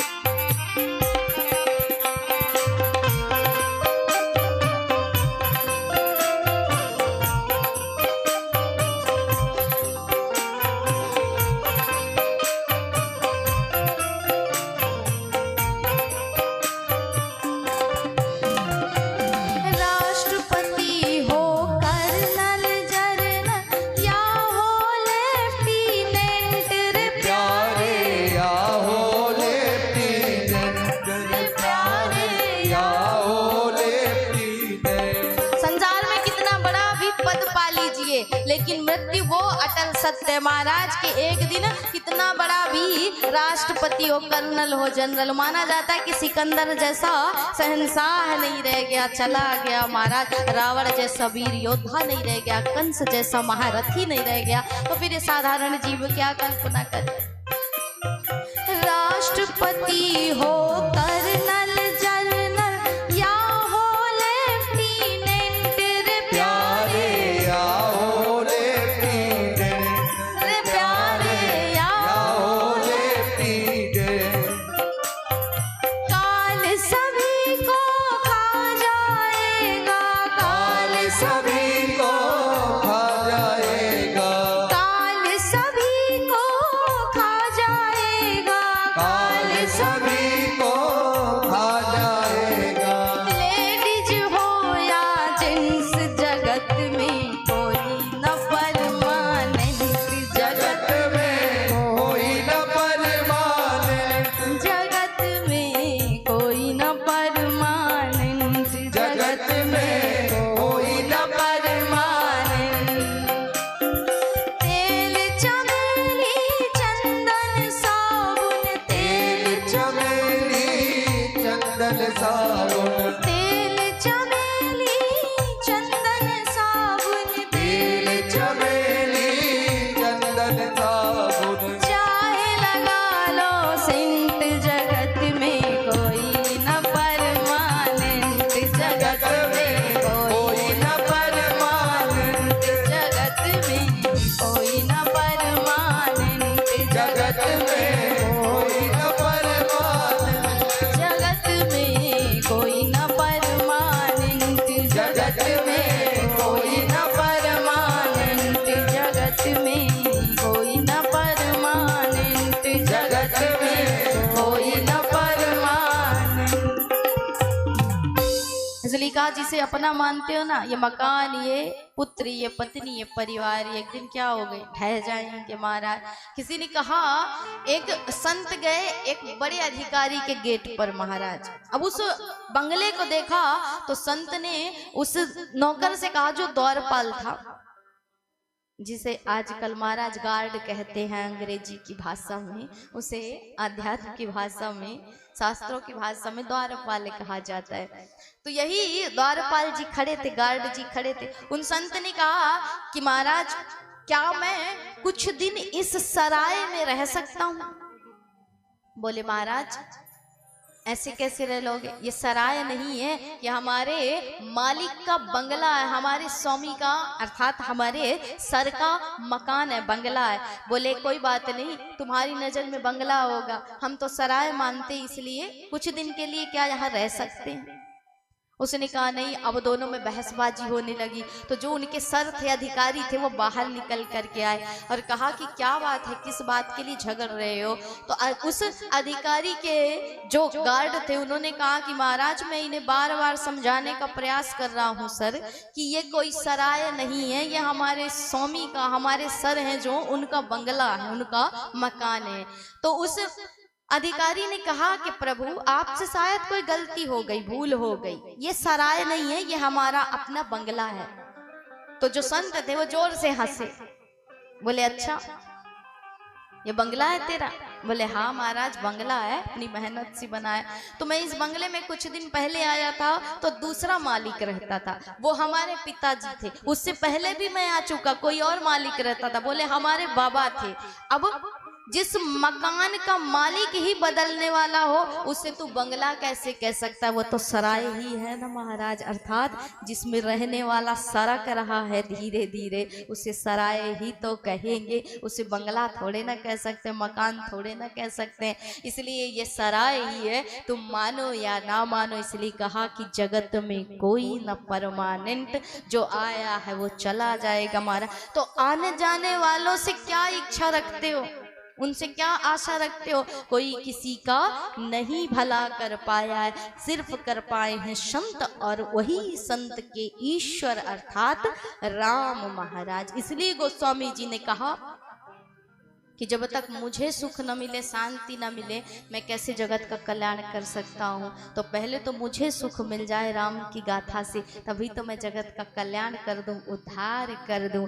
आगे गोस्वामी जी ने 7 मंत्रों की स्तुति के बाद संक्षेप में सोरठा में भी स्तुति की, पुनः वही गणपति की स्तुति की है कि जो सुमिरत सिद्धि हो गणनायक करिबर बदन, करहु अनुग्रह सोई, बुद्धि राशि शुभ गुण सदन। संक्षेप में सोरठे में सर्वप्रथम गणेश की वंदना करते हुए कहते हैं कि हे गणनायक, आप शिव पुत्र हैं और आपका स्मरण करने से ही सिद्धियों की प्राप्ति हो जाती है। सिर्फ आपका नाम स्मरण कोई जीव कर ले तो उसे सिद्धियों की प्राप्ति हो जाती है। अब किसी ने कह दिया महाराज कि जो व्यक्ति वन में चला गया, जिसने वैराग्य ले लिया, जिसने घर परिवार छोड़ दिया, जो एक पत्तों के वस्त्र को धारण करने वाला, कंदमूल फल पाने वाला और वो भी ना मिले तो ऐसे सो जाने वाला, राम का भजन करने वाला, क्या उसे भी अभी सिद्धियों की इच्छा थी? क्योंकि गोस्वामी जी ने लिख दिया ना, इसलिए लोगों ने टिप्पणी कर दी कि क्या गोस्वामी जी को भी अभी सिद्धियों की प्राप्ति करनी थी? तो गोस्वामी जी कहते हैं कि तू भटक मत, मार्ग से मत भटक। मैं किस सिद्धि की बात कर रहा हूँ? बोले तेरी सिद्धि की बात नहीं कर रहा रे जीव। जीव की सिद्धि क्या है? नाशवंत है, और मैं जिस सिद्धि को चाह रहा हूँ वो है शाश्वत सिद्धि महाराज। तो अयोध्या कांड में गोस्वामी जी ने इसी मूर्खता भरे प्रश्न का उत्तर देने के लिए लिख दिया कि साधन सिद्धि राम पगने हूँ, अर्थात मैं किस सिद्धि की कामना कर रहा हूँ? बोले महाराज मैं उस सिद्धि की कामना कर रहा हूं जो नाशवंत नहीं है, शाश्वत है, सदैव से था और है और रहेगा, अर्थात राम के पग में मेरा स्नेह हो जाए, प्रेम हो जाए। राम नाम रूपी सिद्धि प्राप्त करने की मैं मांग कर रहा हूँ गणेश जी से। और लोग किस सिद्धि की प्राप्ति चाहते हैं? बोले लोग चाहते हैं नाशवंत सिद्धि, अर्थात धन दे दो, बंगला दे दो, पुत्र दे दो, पुत्री दे दो, पौत्र दे दो, पत्नी दे दो, पति दे दो। ये सब नाशवंत सिद्धि है। इनसे तो गोस्वामी बहुत आगे बढ़ चुके हैं महाराज, इसलिए मैं ये सिद्धि नहीं चाहता। बोले ईश्वर की दो प्रकार से कृपा होती, एक है कृपा सामान्य कृपा जिसे आप कह सकते हो, दूसरी है विशेष कृपा। सामान्य कृपा हम किसे मानते हैं? तो बोले सामान्य कृपा है कि आपने मांगा कि प्रभु मेरा बंगला बन जाए, आपका बंगला बन गया, आप खुश हो गए, प्रसन्न हो गए, लेकिन वो नाशवंत है महाराज, वो सामान्य कृपा। हाँ, विशेष कृपा क्या है? तो यही गोस्वामी जी लिख दिया कि साधन सिद्धि राम पगले हूँ, अर्थात जहाँ राम के पद में प्रीति हो जाए, प्रेम हो जाए, वही है वास्तविक संपत्ति, वही है वास्तविक धन महाराज। इसलिए गोस्वामी जी कहते हैं कि मैं तुम्हारी तरह सिद्धि नहीं चाहता, कि सिद्धि को चाहता हूँ राम नाम रूपी सिद्धि को। दूसरे सोरठे में कहा कि नील सरोरुह श्याम तरुण अरुण बारिज नयन करो सुमम उर्धाम सदा क्षीर सागर शयन, अर्थात क्षीर सागर में शेषनाग के बिस्तर पर सोने वाले, शयन करने वाले लक्ष्मी भी आपके चरणों को सदैव दबाती रहती है, चरणों की सेवा करती रहती है। ऐसे श्री हरि आइए और मेरे हृदय में विराजमान हो जाइए, मैं आपकी वंदना करता हूँ। तो इनकी क्यों वंदना की? बोले माना जाता है कि श्री हरि किस पे शयन करते हैं? शेषनाग पर महाराज, जिनके कई फड़ हैं। अब यदि शेषनाग पर शयन करते हैं श्री हरि, मान लीजिए आप शयन करते हो लकड़ी के बिस्तर पर, अब लकड़ी के बिस्तर पर जब शयन करते हो और उसी बिस्तर में कोई सर्प बैठ जाए तो सो पाओगे? भय से ही मर जाओगे महाराज। लेकिन श्री हरि कहाँ सोते हैं? बोले उसी हजारों फड़ के नाग के ऊपर सोने वाले हरि। इसलिए शेष जी कहते हैं कि मुझे इस पृथ्वी का भार नहीं लगता। क्यों नहीं लगता? बोले महाराज इसलिए नहीं लगता, पृथ्वी शेष के सिर पर टिकी, पर पृथ्वी में इतने पाप होते हैं, इतने अधर्म होते हैं, पर मुझे इसका भार नहीं लगता। क्यों नहीं लगता महाराज? किसी ने पूछा तो शेष जी ने उत्तर दिया, क्योंकि मेरी गोद में श्री हरि सोए हैं, और जब हरि सोए हैं तो मुझे उस भार का ख्याल ही नहीं रहता महाराज। इसलिए गोस्वामी जी कहते हैं कि मैं भी साधारण मनुष्य, मेरे अंदर भी कई प्रकार की वासनाएं हैं, कामनाएं हैं महाराज, दुख है, चिंता है, और यदि इन दुख चिंता के भार से आप मुक्त होना चाहते हैं तो श्री हरि को सुला लो, अपनी गोद में बुला लो इस हृदय में, और जब हरि हृदय में आ जाएंगे, इस गोद में सो जाएंगे, तो इस संसार के जितने दुख है, विकार हैं, उनकी चिंता फिर नहीं सताएगी। इसलिए गोस्वामी जी कहते हैं कि श्री हरि के चरणों की मैं वंदना करता हूँ, ये मेरे हृदय में आकर के विराजमान हो जाए, ताकि मुझे संसार की कोई दुख चिंता ना व्यापे, और मैं सरलता से राम पे ध्यान लगा करके, राम पे ध्यान केंद्रित करके और राम का भजन कर सकूं। चौथे सोरठे में पुनः शिव की स्तुति की है, और शिव जी कैसे? बोले कामदेव पर विजय प्राप्त करने वाले, और जो विजय प्राप्त करने वाले कामदेव पर वही हैं जो मेरी कामनाओं को मार सकते, इसलिए शिव की पुनः स्तुति की। उसके बाद गुरु की स्तुति की। गुरु चरण कमलों में गोस्वामी जी नमस्कार करते हुए लिखते हैं कि महाराज गुरु कौन है? मानव रूप में वही ईश्वर गुरु बन करके आता है, जिनके आचरण से, जिनके व्यवहार से ही जीव का कल्याण होता है। इसलिए गुरु साक्षात ईश्वर माना जाता है। कहते हैं वाणी के अनुसार ही जिसका आचरण हो उसका नाम है गुरु, उसका नाम है संत। एक बार हुआ ना, चित्रकूट की कथा आती है कि राम, लखन और जानकी तीनों जब चित्रकूट में निवास करते थे, तो आज राम और जानकी जब बैठे हुए थे तो जानकी मैया राम जी के चरणों को देखती हैं और अपने चरणों को देखती हैं। उस समय लखन लाल फल फूल लेने के लिए गए थे। जानकी मैया ने चरणों को देखा और कहा स्वामी आपके चरणों से मेरे चरण ज्यादा सुंदर हैं। अब राम जी ने अगर बात वहीं पर मान ली होती तो बहस ना बढ़ता महाराज, तकरार ना बढ़ती। राम जी भी आज हट गए और राम जी ने कहा कि नहीं देवी, तुम्हारे चरणों से हमारे चरण ज्यादा सुंदर हैं। अब दोनों में तकरार होने लगी, वो कहे हमारे चरण ज्यादा सुंदर, वो कहे हमारे चरण ज्यादा सुंदर। बात बढ़ने लगी, इतने में आ गए लखन लाल, फंस गए बेचारे महाराज। अब लखन लाल जैसे ही आए तो राम ने कहा कि लखन एक समस्या खड़ी हो गई, अब तू समाधान कर दे। लखन ने कहा कि क्या बात है भैया कहिए। तो कहा कि एक समस्या खड़ी हो गई है, समाधान अब तुझे करना है। हम दोनों के बीच एक तकरार चल रही है कि मेरे चरण ज्यादा सुंदर है कि तेरी मैया के चरण ज्यादा सुंदर है।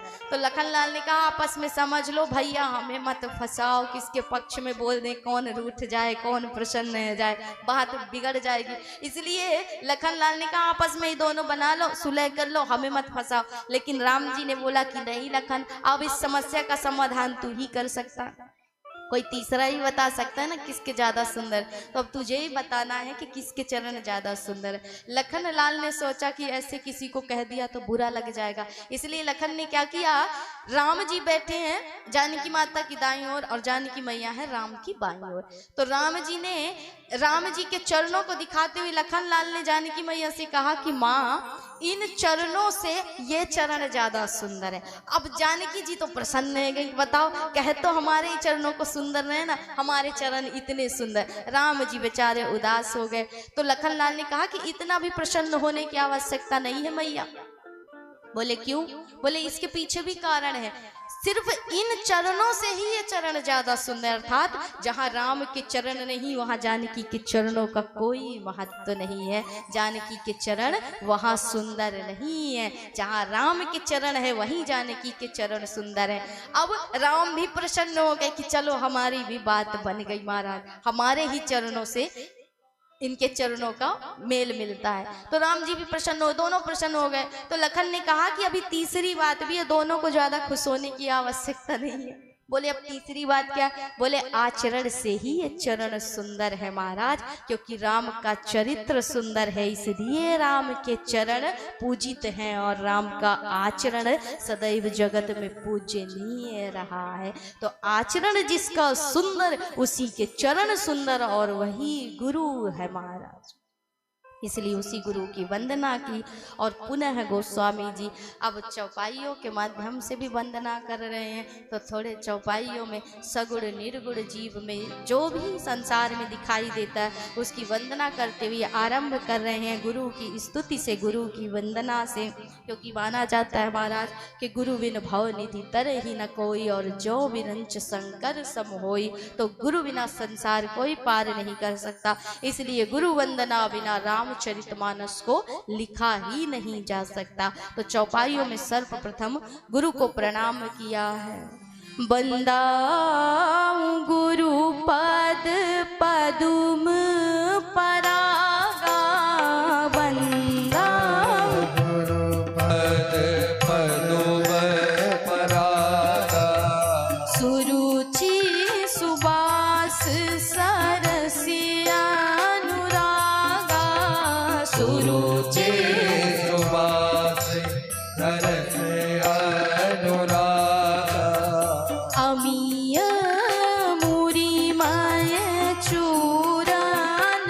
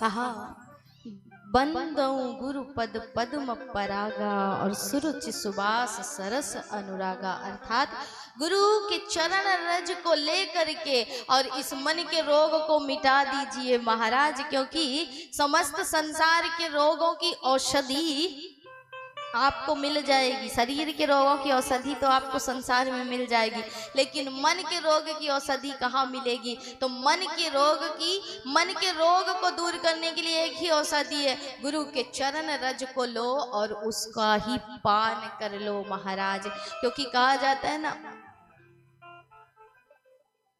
कि जो सड़क की धूल होती है वो सबसे अपवित्र मानी जाती है ना। जो रास्ते में धूल बिछी हो, सड़क में धूल हो, वो सबसे अपवित्र गिनी जाती। शमशान की भस्म सबसे अपवित्र मानी जाती है। किसी की चिता की अग्नि बुझ जाए, उससे राग जो निकले वो सबसे अपवित्र गिनी जाती। लेकिन यदि उसी को स्यू धारण कर लें तो वो भस्म बन जाती है महाराज, और उसी को जगत अपने रोगों को दूर करने की दवा मानता है, अपने घर में रखता है, उसकी पूजा करता है। वही कारण है उस रज का भी। बोले सड़क में जो धूल पड़ी है वो नीच है। बोले महाराज कि नीच को धूल ही समान, अर्थात रास्ते में जो धूल बिछी है वो नीच है, बहुत ही निकृष्ट है। लेकिन वही रज यदि गुरु चरणों से लग जाए तो सबसे पवित्र हो जाती है, और उसे लेकर के यदि आप अपने जीवन में उतारें तो आपका जीवन संवर जाता है, सुधर जाता है महाराज। इसलिए गुरु चरण रज लेकर के कहा कि सर्वप्रथम इस दृष्टि को शुद्ध करिए, इस दृष्टि को सुधारिए। दृष्टि को सुधारने पर विशेष यहाँ पर जोर दिया गोस्वामी जी ने, इसलिए क्योंकि बाल कांड क्या है?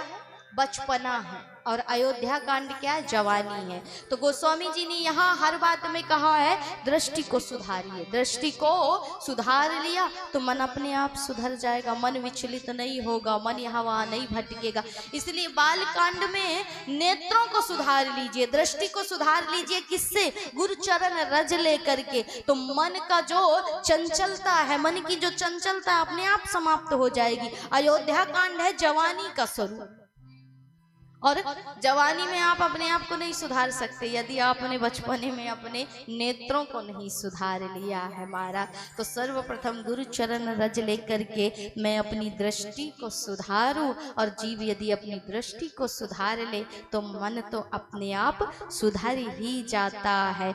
दूसरे चौपाई में वंदना की है, ब्राह्मणों की स्तुति की है, ब्राह्मणों की कहा कि वंदाऊं प्रथम महिषुर चरना, मोह जनित संशय सब हरना। सुजन समाज सकल गुण खानी, कराऊं प्रणाम सप्रेम सुवानी।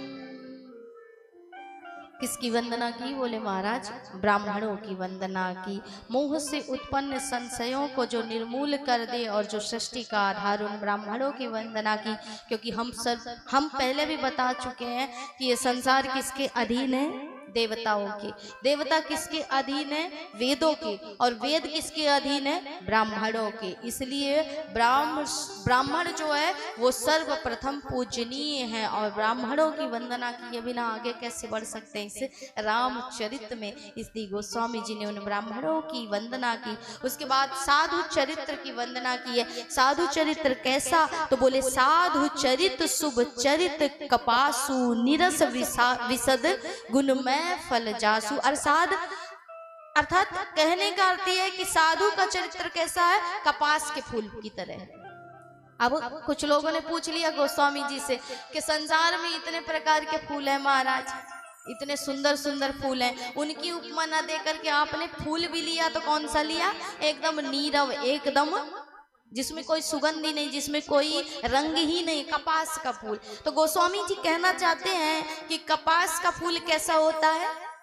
सफेद होता है, उसमें कोई रंग नहीं होता, उसमें कोई सुगंध नहीं होती है। उसको पहले ऊना जाता है, फिर पिंजराया जाता है, फिर उसके बाद वो एक ऐसा पुष्प है महाराज जिसको कई सीढ़ियों से गुजर करके और कई चीजों का त्याग करके समर्पण करके वो एक वस्त्र बन जाता है और वस्त्र बन करके संसार की लज्जा को ढकता है। उसी प्रकार कहा साधु का जीवन होता है जिसमें ना कोई रंग होता है ना कोई सुगंधी होती है, लेकिन संसार को वो अपना सुगंध प्रदान करता है, संसार का वो कल्याण करता है। इसलिए कहते हैं कि साधु अर्थात जो संसार के समस्त साधनों से दूर करके और ईश्वर की प्राप्ति करा दे, वही है साधु। तो ऐसे साधु की वंदना की। उसके बाद गोस्वामी जी वंदना करते हैं महाराज अवध नगरी की, अवधपुरी की, क्योंकि बिना अवध की वंदना किए राम को जाना नहीं जा सकता। जिस अवध ने राम जैसे सुंदर ईश्वर को प्रदान किया, उस राम को जानने के लिए पहले अवध की वंदना आवश्यक है। तो उस अवध की वंदना की, शरयू की वंदना की, कौशल्या मैया की वंदना की, और उसके बाद वंदना की किसकी? दशरथ महाराज की। और दशरथ महाराज की वंदना में गोस्वामी जी कहते हैं कि दशरथ की वंदना मैं इसलिए नहीं करता कि दशरथ कोई वीर योद्धा है, दशरथ कोई राजा है। दशरथ की वंदना मैं इसलिए करता हूँ क्योंकि जिसने राम के विरह में मानो जिस प्रकार जल बिन मीन अपने प्राण त्याग दे, उसी प्रकार विरह में जिस राजा ने, जिस दशरथ ने अपने प्राणों को त्याग दिया, तो दशरथ के उस त्याग की मैं वंदना कर रहा हूँ, दशरथ के प्रेम की मैं वंदना कर रहा हूँ। दशरथ महाराज की वंदना की। उसके बाद महाराज दो चौपाइयों में जनक महाराज की वंदना की है। जनक महाराज की वंदना इसलिए गुप्त रखी क्योंकि जनक महाराज का प्रेम जो था मानस में वो पूरी तरह गुप्त था, उन्होंने कभी प्रकट नहीं किया है अपने प्रेम को। माना जाता है कि जनक को विदेह इसलिए कहा जाता है क्योंकि उन्होंने योग में भोग को छुपा रखा है, और हमें देही इसलिए कहा जाता है क्योंकि संसारी लोगों ने क्या किया है? भोग में योग छुपा रखा है, महाराज यही कर रखा है ना। विदेह अर्थात जनक महाराज की स्थिति कैसी थी? वो बाहर से तो भोगी दिखते थे, परिवार, संपत्ति, धन, राजा थे, सब कुछ था उनके पास, लेकिन अंदर से सिर्फ वो योगी थे, राम के ही अनुरागी थे। और हम लोग कैसे हैं? बोले बाहर से योगी दिखे महाराज और अंदर से सिर्फ भोगी, भोग भरा हुआ। कितनी भी राम का भजन कर लो, स्तुति कर लो, राम यदि सामने प्रकट है जाएंगे तो मांगोगे तो पुत्र, परिवार, घर ही महाराज, धन ही मांगोगे, यही मांगोगे ना। एक संत ने बड़ा सुंदर उदाहरण दिया। अयोध्या में एक संत हुए थे, उन्हें राम कथा सुनने का बड़ा व्यसन रहता था। एक बार एक पंडित जी से टकरा गए। पंडित जी से कहा कि पंडित जी, राम कथा कोई सुना नहीं रहा है तो आप ही सुना दो, हमारी बड़ी इच्छा है सुनने की, पर देने के लिए कोई दान दक्षिणा नहीं है हमारे पास। तो पंडित जी ने कहा कि कोई बात नहीं, सुना देंगे महाराज। चलिए एकांत में दोनों चले गए सरयू नदी के किनारे और एक वृक्ष के नीचे दोनों बैठ गए। महीने भर महाराज वो कथा चलती रही, नित्य प्रति वो कथा सुनाते, वो सुनते। और जिस दिन कथा विश्राम हुई तो संत ने कहा कि देखिए, हमने कहा था हमारे पास देने के लिए दान दक्षिणा नहीं, लेकिन आप जो मांगेंगे हम वो वस्तु आपको प्रदान कर देंगे, इतना तो हमारे तपस्या का प्रभाव है। अब उस व्यक्ति ने क्या मांगा? उस संत ने क्या मांगा? उस ब्राह्मण ने क्या मांगा संत से? बोले महाराज, यदि आपके पास ऐसी शक्ति है, ऐसा प्रभाव है तब का, तो ऐसा करो कि मेरे घर में धन का अभाव है, मुझे बहुत सारा धन दे दो। तो इनसे राम सिया बातें किया करते थे। इन्होंने प्रभु से निवेदन किया कि प्रभु, बेचारे को धन का अभाव है, धन दे दो। भगवान ने धन दे दिया।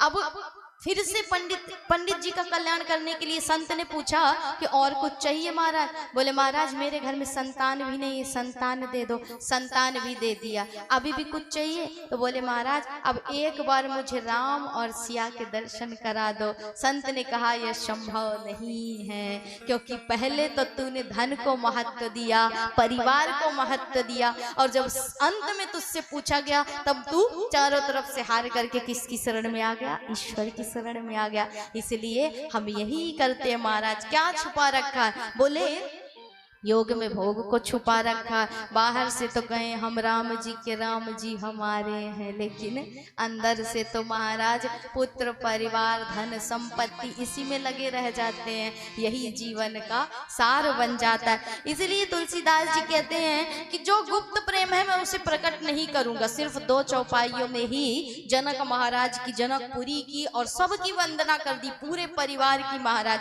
जिस जनक का प्रेम जिन्होंने पूरे राम चरित्र में, पूरे राम के कार्यकाल में जिन्होंने गुप्त रखा, महाराज कभी प्रकट नहीं होने दिया। उस राम के प्रेमी का प्रेम ऐसे फैलाने वाला नहीं है, उसे गुप्त ही रखा जाए, नहीं तो पाप तो मुझे भी लगेगा।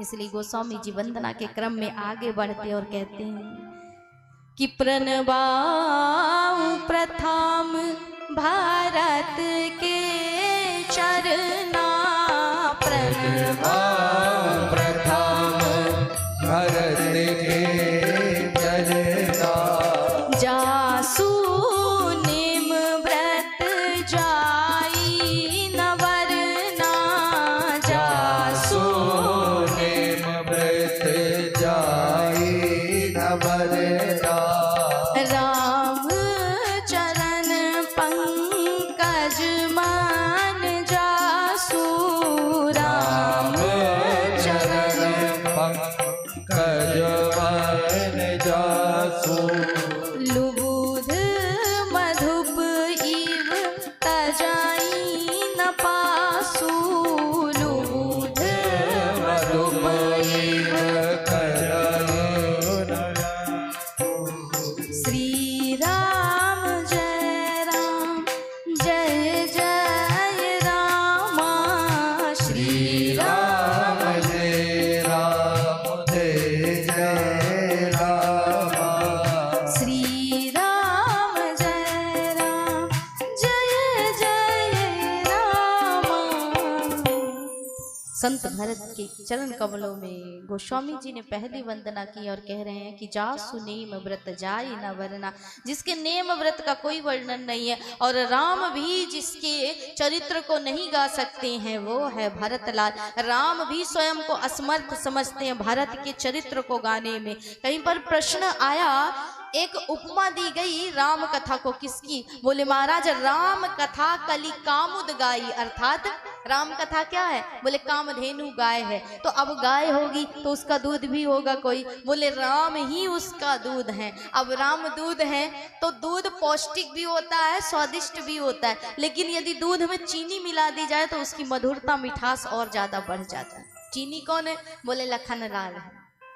मिठास तो आ गई, लेकिन यदि अगर उसमें केसर मिला दिया जाए तो दूध का कोई महत्व नहीं, फिर तो केसर का ही महत्व रह जाता है महाराज, क्योंकि केसर जैसा कोई नहीं। तो केसर कौन? बोले यही भरत है। केसर जो हर पग में पीसे गए हैं, हर पग में जिन्होंने त्याग ही किया है, समर्पण ही किया। इसलिए ये राम कथा वो कामधेनु गाय है जिसमें यदि केसर के रूप में भरत नाम मिलाए गए होते तो शायद इस राम नाम रूपी दूध का कोई संसार में महत्व न होता। माना जाता है ना कि राम का राज्याभिषेक हुआ तो राम जब राजा बन करके बैठे, सुना दे थोड़ी सी कथा, लंबी है महाराज, थके तो नहीं है ज्यादा। तो बोले राम जब राजा बन करके सिंहासन पे बैठे तो हनुमान जी आज बड़े प्रसन्न थे। हनुमान जी देख रहे हैं महाराज कि राम राजा बन गए, हमारी जानकी मैया रानी बनी हुई हैं, चारों तरफ सब लोग हैं, लेकिन आज भरत कहाँ नहीं है। भरत तो है ही नहीं, जिसके कारण आज राम राजा बने, वही भरत नहीं दिख रहा। तो भरत गया कहाँ? हनुमान जी यहाँ वहाँ खोजने लगे। जा करके देखा तो उसी सिंहासन के पीछे उस छत्र को पकड़ करके और बैठ करके आज भरत रो रहे थे महाराज। सिर्फ भरत के अश्रु बह रहे थे। वो भरत का चरित्र हनुमान ने देखा और कहा प्रभु इस शुभ अवसर पर भी जहां आज इस राम नाम की ध्वजा लहराने वाले आप और आप ही यहाँ पर बैठे हुए हैं, आज उस उत्सव में आप आगे क्यों नहीं, राम के सामने क्यों नहीं जाते? तो भरत कहते हैं कि हनुमान क्या मुख लेकर के जाऊं, ऐसा मैंने क्या किया राम के लिए, किस मुख से उनके पास जाऊं, उनके सामने जाऊं। भरत जैसा व्यक्ति कह रहा है कि मैंने क्या किया राम के लिए तो उनके सामने जाऊं, और हम महाराज थोड़ा सा 2-4 पैसे दान कर दें तो अकड़ करके कहते हैं हमने इतना दान किया, हमारा तो भगवान के घर में बैलेंस बन गया, बैंक बैलेंस फिक्स हो गया। भरत जिसने जीवन भर त्याग किया, आज वो कहता है कि किस मुख लेकर के मैं जाऊं राम के सामने। हनुमान को बड़ी घानी, बड़ी बात अच्छी नहीं लगी महाराज, तो जाकर के राम से कहा कि प्रभु सब है, सब आनंदित हो रहे हैं, सब गा रहे हैं, सब नाच रहे हैं, लेकिन आज आपका भरत नहीं है यहाँ पर, तो आप भरत को क्या याद नहीं कर रहे हैं? भरत को बुलाइए, भरत आपके पीछे बैठा हुआ है। राम ने कहा कि वही उसका स्थान है, हनुमान वही उसका स्थान है। भरत क्या कर रहा है? तो हनुमान ने कहा कि बस पीछे बैठे हुए आपके छत्र को पकड़ करके रो रहे हैं, विलाप कर रहे हैं। तो राम ने एक ही बात कही कि जहां पर बैठा है वही उसका स्थान सर्वश्रेष्ठ है हनुमान। तो राम को ये बात कहते देख हनुमान को भी बड़ा विचित्र लगा और कहा प्रभु आप भी ऐसी अटपटी बात कर सकते हैं?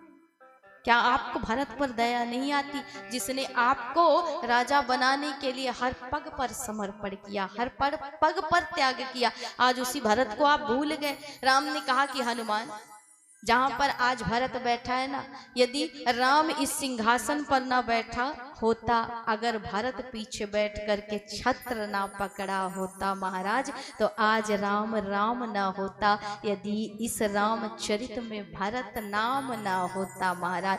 आज राम को यदि हनुमान कोई जानता है तो सिर्फ भरत की वजह से जानता है। इसलिए आज भरत ने जो छत्र पकड़ रखा है उस छत्र को भरत ने ना पकड़ा होता तो शायद राम आज इस सिंहासन पे न बैठ पाता।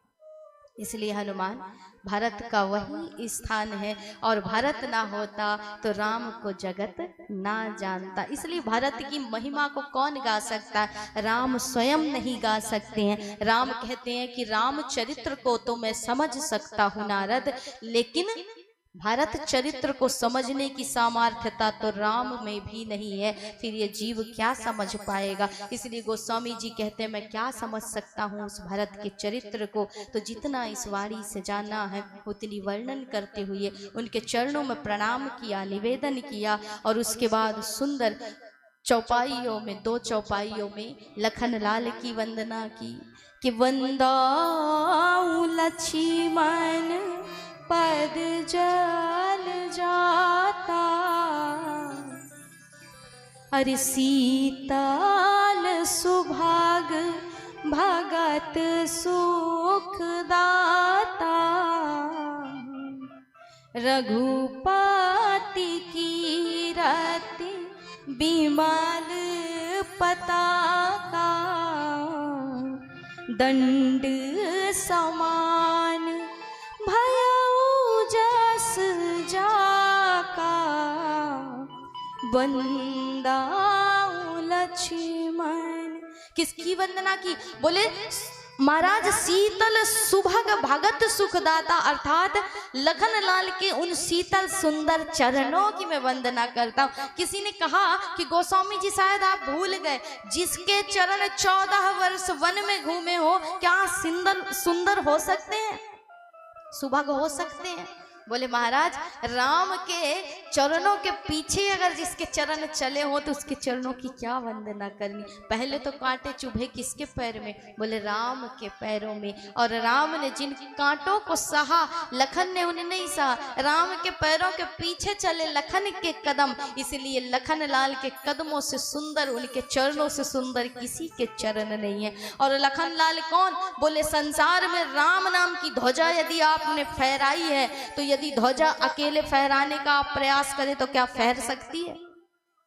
जब तक ध्वजा में दंड ना हो तो क्या पताके को आप फहरा सकते हो? बोले राम है वो ध्वजा, वो पताका, लेकिन लखन लाल है वो दंड, जिसके बिना राम का कोई अस्तित्व तो नहीं महाराज। और जब तक ये दंड नहीं होगा तब तक राम नाम रूपी पताका संसार में नहीं फहरा सकते। इसलिए राम, और राम से भी ज्यादा सुंदर लखन लाल के चरण महाराज, जो राम के चरणों के पीछे चले हैं।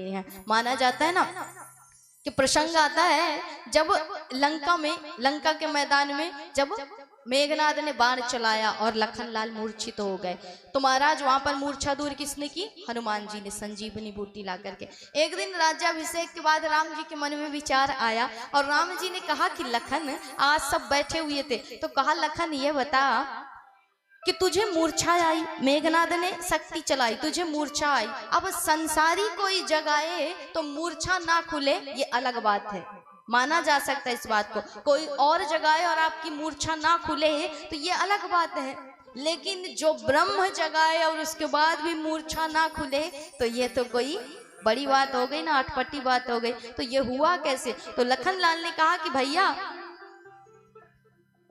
मूर्छा तो एक बहाना था, संसार को सिर्फ ये बताना था कि महाराज कौन है, मेघनाद कौन है? बोले काम है, और काम यदि मैं कौन हूँ? वैरागी हूँ। लखन कौन है? वैरागी है, जिन्होंने 14 वर्ष नारी का परित्याग कर दिया, अन्न जल का जिन्होंने पान नहीं किया था, 14 वर्ष जिन्होंने इन नियमों को लिया था, वही मेघनाद का वध कर सकता था। जिसने निद्रा को त्याग दिया था 14 वर्ष के लिए, जिसने नारी का स्पर्श भी नहीं किया था 14 वर्ष के लिए, जिन्होंने फलों का जल का सेवन नहीं किया था 14 वर्ष के लिए, वही बैरागी सिर्फ मेघनाद को मार सकता था। इसलिए मेघनाद क्या है? काम है, और काम का जब बाण चलता है ना महाराज, तो काम का बाण चलता है तो बड़े बड़े बैरागी भी मूर्छित हो जाते हैं। भैया मैं यही संसार को बताना चाहता था कि मुझ जैसा बैरागी भी काम के बाण से नहीं बच पाया, मूर्छित हो गया। अब जब काम का बाण लगे और जीव मूर्छित हो जाए तो ब्रह्म कितना भी जगाए वो नहीं जाग सकता। उसको जगाने के लिए किसको आना पड़ता है? बोले संत को आना पड़ता है महाराज, संजीवनी बूटी लेकर के। हनुमान कौन? बोले हनुमान वही संत जो संजीवनी बूटी लेकर के आए, तब जाकर के लखन की निद्रा भंग हुई। तो जब जीव पर काम का बाण चलता है ना, तो जीव ऐसा सोता है कि ब्रह्म जगा जगा करके, ईश्वर जगा जगा करके हमें हार जाता है, पर हम इस संसार में ऐसा मोह से ग्रसित हो जाते हैं कि जाग ही नहीं रहे। तो बोले कौन जगाने आए? तो महाराज ये सत्संग जगाएगा, ये संतों का संग जगाएगा, ईश्वर की कथा जगाएगी। इसलिए लखनलाल वो ध्वजा कि संसार में अगर ये दंड ना होता तो राम राम की ध्वजा ना होती। इनकी सुंदर वंदना की, इनके चरणों में प्रणाम किया और कहते हैं कि अब मैं वंदना करता हूँ किसकी? जो सबसे गुप्त रूप से अपने किरदार को, अपने पात्र को निभाते हैं महाराज। रिपुसूदन पद कमल नमामि, रिपुसूदन पद कमल नमामि, रिपुसूदन पद कमल नमामि, रिपुसूदन पद कमल नमामि। सूर सुशील भरत अनुगामी, सूर सुशील भरत अनुगामी। श्री राम जय राम जय जय रामा, श्री राम जय राम जय जय रामा। श्री राम जय राम जय जय रामा। तो रिपुसूदन पद कमल नमामि, उन्हीं रिपुसूदन अर्थात शत्रुघ्न लाल जी के चरणों की वंदना की है। बोले महाराज इन्होंने कौन से शत्रु को मारा? तो इनको कहा रिपुसूदन पद कमल नमामि। सबने किसी न किसी को मारा, राम ने रावण को मारा, लखन ने मेघनाद को मारा, हनुमान जी ने भी किसी न किसी को मारा, कोई न कोई वीर योद्धा को किसी न किसी ने मारा, शत्रु को किसी न किसी ने मारा। लेकिन यहाँ पर शत्रुघ्न जी ने किसको मारा? तो बोले सबसे बड़े शत्रु जो अंदर बैठे उनको मारने वाले कौन महाराज? बोले शत्रुघ्न लाल जी। कौन से शत्रु को? बोले मंथरा को महाराज। काम बात कफ लोभ अपारा और क्रोध पित्त नित छाती जारा। सबसे बड़ी शत्रु तो लोभ रूपी मंथरा है, जिसको मारा किसने? शत्रुघ्न लाल ने दबाया महाराज। और किसी ने नहीं दबाया। किसी ने दबाया? शत्रुघ्न लाल ने दबाया। माना जाता है कि काम बात कफ लोभ अपारा और क्रोध पित्त नित छाती जारा। जो काम है वो बात का रोग है, क्रोध जो है वो पित्त है महाराज, लेकिन जो लोभ है वो अपार है महाराज। और ये लोभ क्या है? कफ का रूप है। अब मान लीजिए काम जो होता है वो क्षणिक होता है। काम जो होगा, आपको जो वात रोग हो जाए मान लो किसी को, वो क्षणिक ही होगा, रोज रोज तो होगा नहीं महाराज। काम थोड़े समय के लिए होता है। कामनाएं आपके जीवन में थोड़े समय के लिए आती है। क्रोध भी क्षणिक होता है। थोड़ा सा क्रोध आया, आपने कुछ तोड़ फोड़ कर लिया, क्रोध शांत हो गया। लेकिन जो कफ होता है वो धीरे धीरे निकलता है, निकलता ही रहता है, वो भरा रहता है महाराज अंदर और निकलता ही रहता है। इसीलिए कहा लोभ ऐसा शत्रु है जो खत्म ही नहीं होता। आप काम को जीत लोगे, क्रोध को जीत लोगे, सब कुछ जीत सकते हो, लेकिन लोभ ऐसा शत्रु है जो आपको कभी जीतने ही नहीं देगा। ये लोभ कैसा है? बोले एक बार ऐसा ही हुआ ना, नारद जी बेचारे चक्कर में पड़ गए। नारद जी ने एक भिखारी को देखा, भीख मांग रहा था। अब नारद जी को दया आ गई। नारद जी को दया आई तो उन्होंने एक पत्र लिख दिया, कहा इसे जाकर के कुबेर महाराज को दे देना, वो तुम्हारे पात्र में धन भर देंगे। वो व्यक्ति उस पत्र को लेकर के गया कुबेर जी के पास। कुबेर जी ने कहा अपने सैनिकों को, अपने पार्षदों को कि जाओ और इसके पात्र में धन दे दो। अब नारद जी का पत्र था तो कुबेर जी को भी बात माननी पड़ी। तो नारद जी के पत्र को देख करके कुबेर जी ने कह दिया कि जाओ और इसके पात्र में धन भर दो। अब महाराज हुआ ऐसा कि उस व्यक्ति का पात्र भर ही नहीं रहा है। जितना भरते जाए उतना ही धन कम होता जाए, लेकिन पात्र नहीं भरा। पूरा का पूरा कुबेर का खजाना खत्म हो गया, लेकिन उसका पात्र नहीं भरा। तो सैनिकों ने जाकर के कुबेर महाराज से कहा कि महाराज पात्र तो भर ही नहीं पा रहा है, हमने अथक प्रयास किया, पूरा धन खत्म हो गया, लेकिन पात्र नहीं भरा। तो महाराज अब कोई तो उपाय होगा, नारद जी को बुलाया जाए। ऐसे ऐसे व्यक्तियों को क्यों भेज देते हैं? नारद जी को जब बुलाया गया तो नारद जी भी आश्चर्यचकित हैं कि पात्र तो इतना छोटा सा, लेकिन धन पूरा खत्म हो गया पर पात्र नहीं भरता। तो नारद जी ने कहा कि रुक जाओ कुछ समय के लिए। उस व्यक्ति से कहा कि इस पात्र को पलटना तो सही। जैसे ही उस पात्र को पलटा महाराज तो कुछ और नहीं है, मानव की खोपड़ी थी ही, चाहे इसमें जितना धन भर दो ये भरती ही नहीं है। ये हमेशा अतृप्त ही रहती है, कभी तृप्त होती नहीं है, शांत होती ही नहीं है। इसलिए इसे यदि शांत करना है, लोभ को खत्म करना है, तो किसकी उपासना कीजिए? बोले इन्हीं रिपुसूदन शत्रुघ्न लाल की उपासना करिए। काम क्रोध लोभ मोह को यदि खत्म करना है तो चारों भाइयों की उपासना से ही आप इन पर विजय प्राप्त कर सकते हैं। उसमें लोभ को यदि काटना है तो उसके एक ही माध्यम है शत्रुघ्न लाल जी। उसके बाद सुंदर हनुमान जी की वंदना की है कि महावीर बिन बहु हनुमाना राम जासु जस आप बखाना। हनुमान जी की वंदना की। अब हनुमान जी की जब वंदना की गोस्वामी जी ने तो दूर से प्रणाम किया, सबको चरणों में जाकर के वंदना की, प्रणाम किया, लेकिन हनुमान जी को दूर से प्रणाम किया। तो हनुमान जी ने पूछा कि महाराज हमें दूर से क्यों प्रणाम कर रहे हो? हमारे अंदर कोई रोग है जो तुम्हें लग जाएगा? बोले महाराज आपको दूर से इसलिए प्रणाम कर रहे हैं कि आपके अंदर जो हमारे राम बैठे हैं, आपके साथ साथ हम उन्हें भी देखना चाह रहे हैं। यदि आपके चरणों में गिर गए तो फिर आपके सीने में बैठे हुए राम मंदिर के हमें दर्शन नहीं होंगे। इसलिए लोगों ने उस दिन से नियम बना लिया कि हनुमान जी को छूना नहीं, हनुमान जी को प्रणाम नहीं करना। अब ये बताइए हनुमान जी की शुद्धता क्या आपके और हमारे समान है? बोले महाराज हनुमान जी ऐसे वैरागी हैं, हनुमान जी ऐसे ब्रह्मचारी हैं कि जिनका ब्रह्मचर्य कहा जाता है ना कि हनुमान किसके बीच नहीं रहते, हनुमान सबके साथ रहते हैं। जानकी माता के साथ भी रहते, वो भी नारी है महाराज, शक्ति ही है। हनुमान सबके साथ रहते, लेकिन हनुमान शिव के वो अवतार हैं, वो 11वें रुद्र हैं, वो ब्रह्मचारी हैं कि जिनका ब्रह्मचर्य हमारे आपके छूने से अशुद्ध नहीं होगा, अपवित्र नहीं होगा महाराज।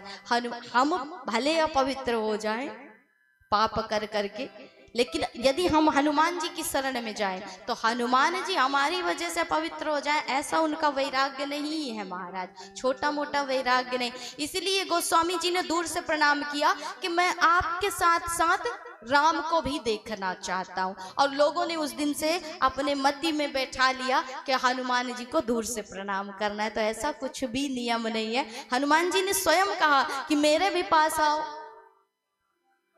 आखिर मेरे में ऐसी कमी क्या है, मेरे भी पास आओ, मुझे भी प्रणाम करो। लेकिन गोस्वामी जी कहते हैं कि प्रभु आपके साथ साथ मुझे राम के भी अपने दर्शन करने, इसलिए दूर से प्रणाम करूँगा, क्योंकि राम आपके हृदय में विराजते हैं। और जहाँ राम मंदिर साक्षात हनुमान के हृदय में हो तो माना जाता है कि हनुमान राम का चलता फिरता मंदिर है। इसलिए हनुमान को दूर से प्रणाम इसलिए किया जाता है, साथ में हमारे राम के भी हमें दर्शन होते रहे। क्योंकि एक बार राम ने हनुमान से बोला कि हनुमान मांग तुझे क्या चाहिए। तो हनुमान ने कहा प्रभु धनुष बाण लो और आकर के मेरे हृदय में विराजमान हो जाओ। तो राम ने कहा कि हनुमान ये बता, हृदय बड़ा कोमल स्थान होता है और किसी के कोमल स्थान में विराजने के लिए इतने कठोर शस्त्र को लेकर के बैठना क्या उचित होगा? धनुष बाण लेकर के किसी के हृदय में बैठना क्या उचित होगा?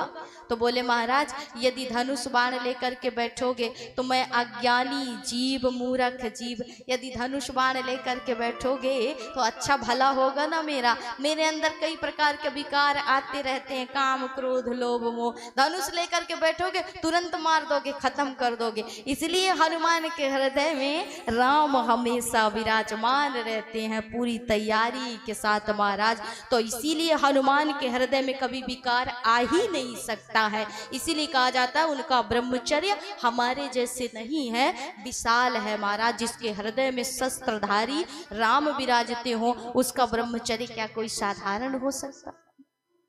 हनुमान जी की वंदना की, उसके बाद सुंदर सुग्रीव विभीषण और जामवंत जी की वंदना की गई। क्योंकि संसार माना जाता है गुण दोषमय और माना जाता है ऐसा कि संसार में आपके रूप की पूजा नहीं होती है। आपने स्वरूप बना लिया योगी का, संतों का, लेकिन यदि आपके स्वभाव में अपवित्रता है, बुरे विचार हैं आपके, दुर्गुण भरे हैं आपके अंदर, तो क्या आपकी पूजा होगी? बोले रावण बन करके गया था जानकी का हरण करने के लिए, क्या साधु महाराज, लेकिन रावण ने जब जानकी का हरण किया तो राम स्वयं रावण को मारते, क्योंकि रावण का चरित्र दूषित था। रावण का स्वरूप भले साधु का था लेकिन उसके विचार दूषित थे, अपवित्र थे महाराज। लेकिन वही जामवंत, वही हनुमान कौन है? रीछ भालू बानर महाराज। और आज जगत उनकी पूजा करता है। राम से ज्यादा हनुमान की पूजा होती है, हनुमान की वंदना होती है। तो संसार आपके स्वरूप की पूजा नहीं करता, आपके नाम की पूजा नहीं करता, आपके गुण की पूजा होती है और जगत आपके गुणों की ही पूजा करता। राम संसार में बहुत हुए लेकिन राम की पूजा इसलिए हुई, रावण की पूजा क्यों नहीं हुई? रावण के पास सब कुछ था, बल था राम से ज्यादा था ना, इतनी बड़ी सेना थी महाराज, बलवान तो था।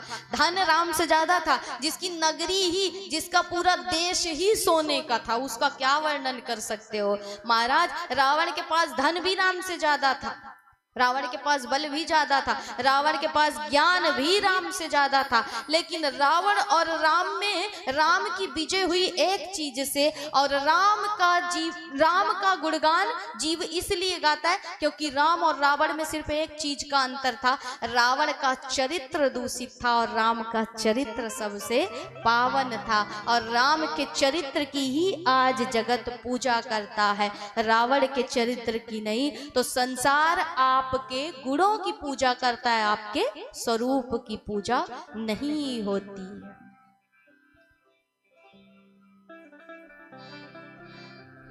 इस गुण में दोष में संसार में जो भी है सिया राम का है, ये जान करके गोस्वामी जी ने अंत में सीता राम जी की वंदना की और कहते हैं कि संसार में जो भी है मेरे सिया राम का है। इसलिए थोड़ी चौपाइयों में सगुण निर्गुण की वंदना करते हुए वंदना के क्रम को यहीं पर विश्राम दिया और कहते हैं कि सिया राम मैं सब जग जानी, करहूँ प्रणाम जोरी जुग पानी।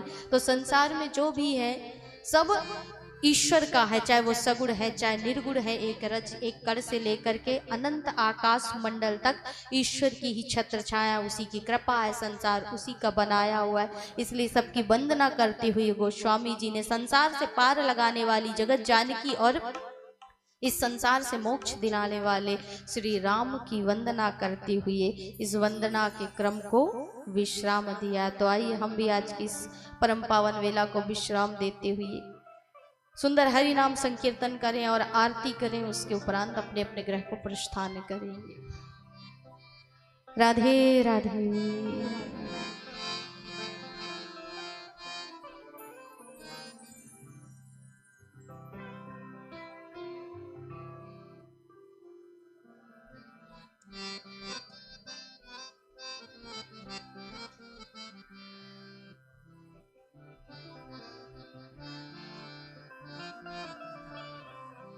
अरे जिसे श्रवण कर मिट जाती है,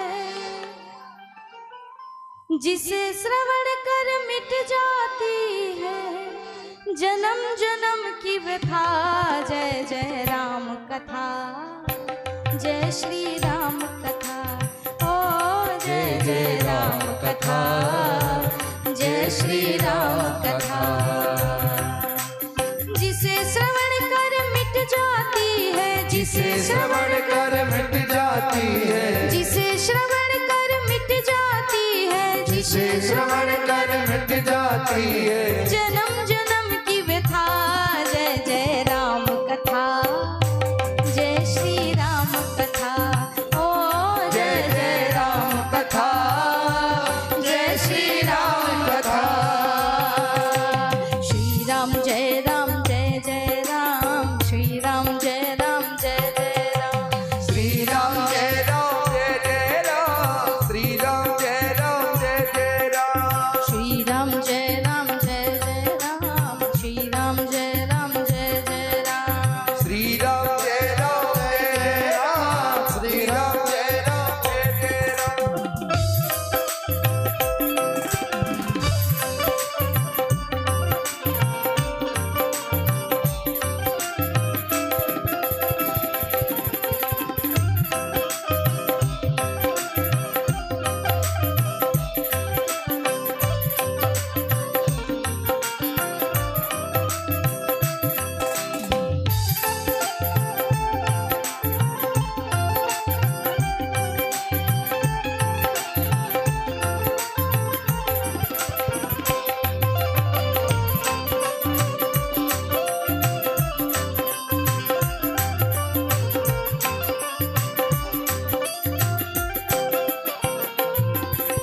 राम कथा कलिका मद गाई, सुजन संजीवनी मूर सुहाई। राम कथा कलिका मद गाई, सुजन सजीवन मोर सुहाई। बुद्धि विश्राम सकल जन रंजन, राम कथा कलि कलुष विभंजनी। बुद्धि विश्राम सकल जन रंजन, राम कथा कलि कलुष विभंजन। तेरा परमारथ बन जाए, तेरा परमारथ बन जाए, तेरा परमारथ बन जाए, तेरा परमारथ बन जाए। श्री नारद करियथा। जय जय राम कथा, जय श्री राम कथा। ओ जय जय राम कथा, जय श्री राम कथा। जिसे श्रवण कर मिट जाती है, जिसे श्रवण कर मिट जाती है, जिसे श्रवण कर मिट जाती है, जिसे श्रवण कर मिट जाती है जन्म जन्म की व्यथा। जय जय राम कथा, जय श्री राम कथा। ओ जय जय राम कथा। जय श्री राम कथा।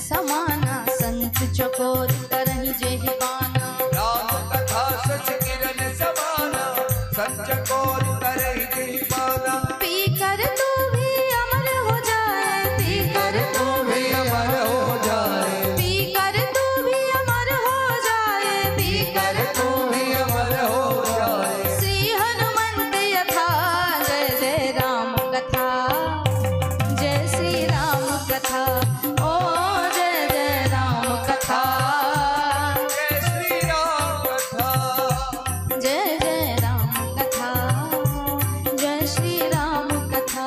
ओ जय जय राम कथा, जय श्री राम कथा। जिसे श्रवण कर मिट जाती है, जिसे श्रवण कर मिट जाती है, जिसे श्रवण कर मिट जाती है, जिसे श्रवण कर मिट जाती है। जन्म जन्म की व्यथा, जय जय राम कथा, जय श्री राम कथा, ओ जय जय राम कथा, जय श्री राम कथा। ओ जय जय राम कथा, जय श्री राम कथा। ओ जय जय राम कथा, जय श्री राम कथा। श्री राम जय राम जय जय राम, श्री राम जय राम जय जय राम, श्री राम जय राम जय जय राम, श्री राम जय राम जय जय राम, श्री राम जय राम जय जय राम, श्री राम जय राम जय जय राम। श्री राम जय राम जय जय राम, श्री राम जय राम जय जय राम। शिवा के बिहारी लाल की, राधे रानी सरकार की, श्री सीता रामचंद्र की, श्री हनुमान जी महाराज की, रामचरित मानस की। जय जय श्री राधे, जय जय श्री राधे, जय जय श्री राधे। अभी सुंदर झांकी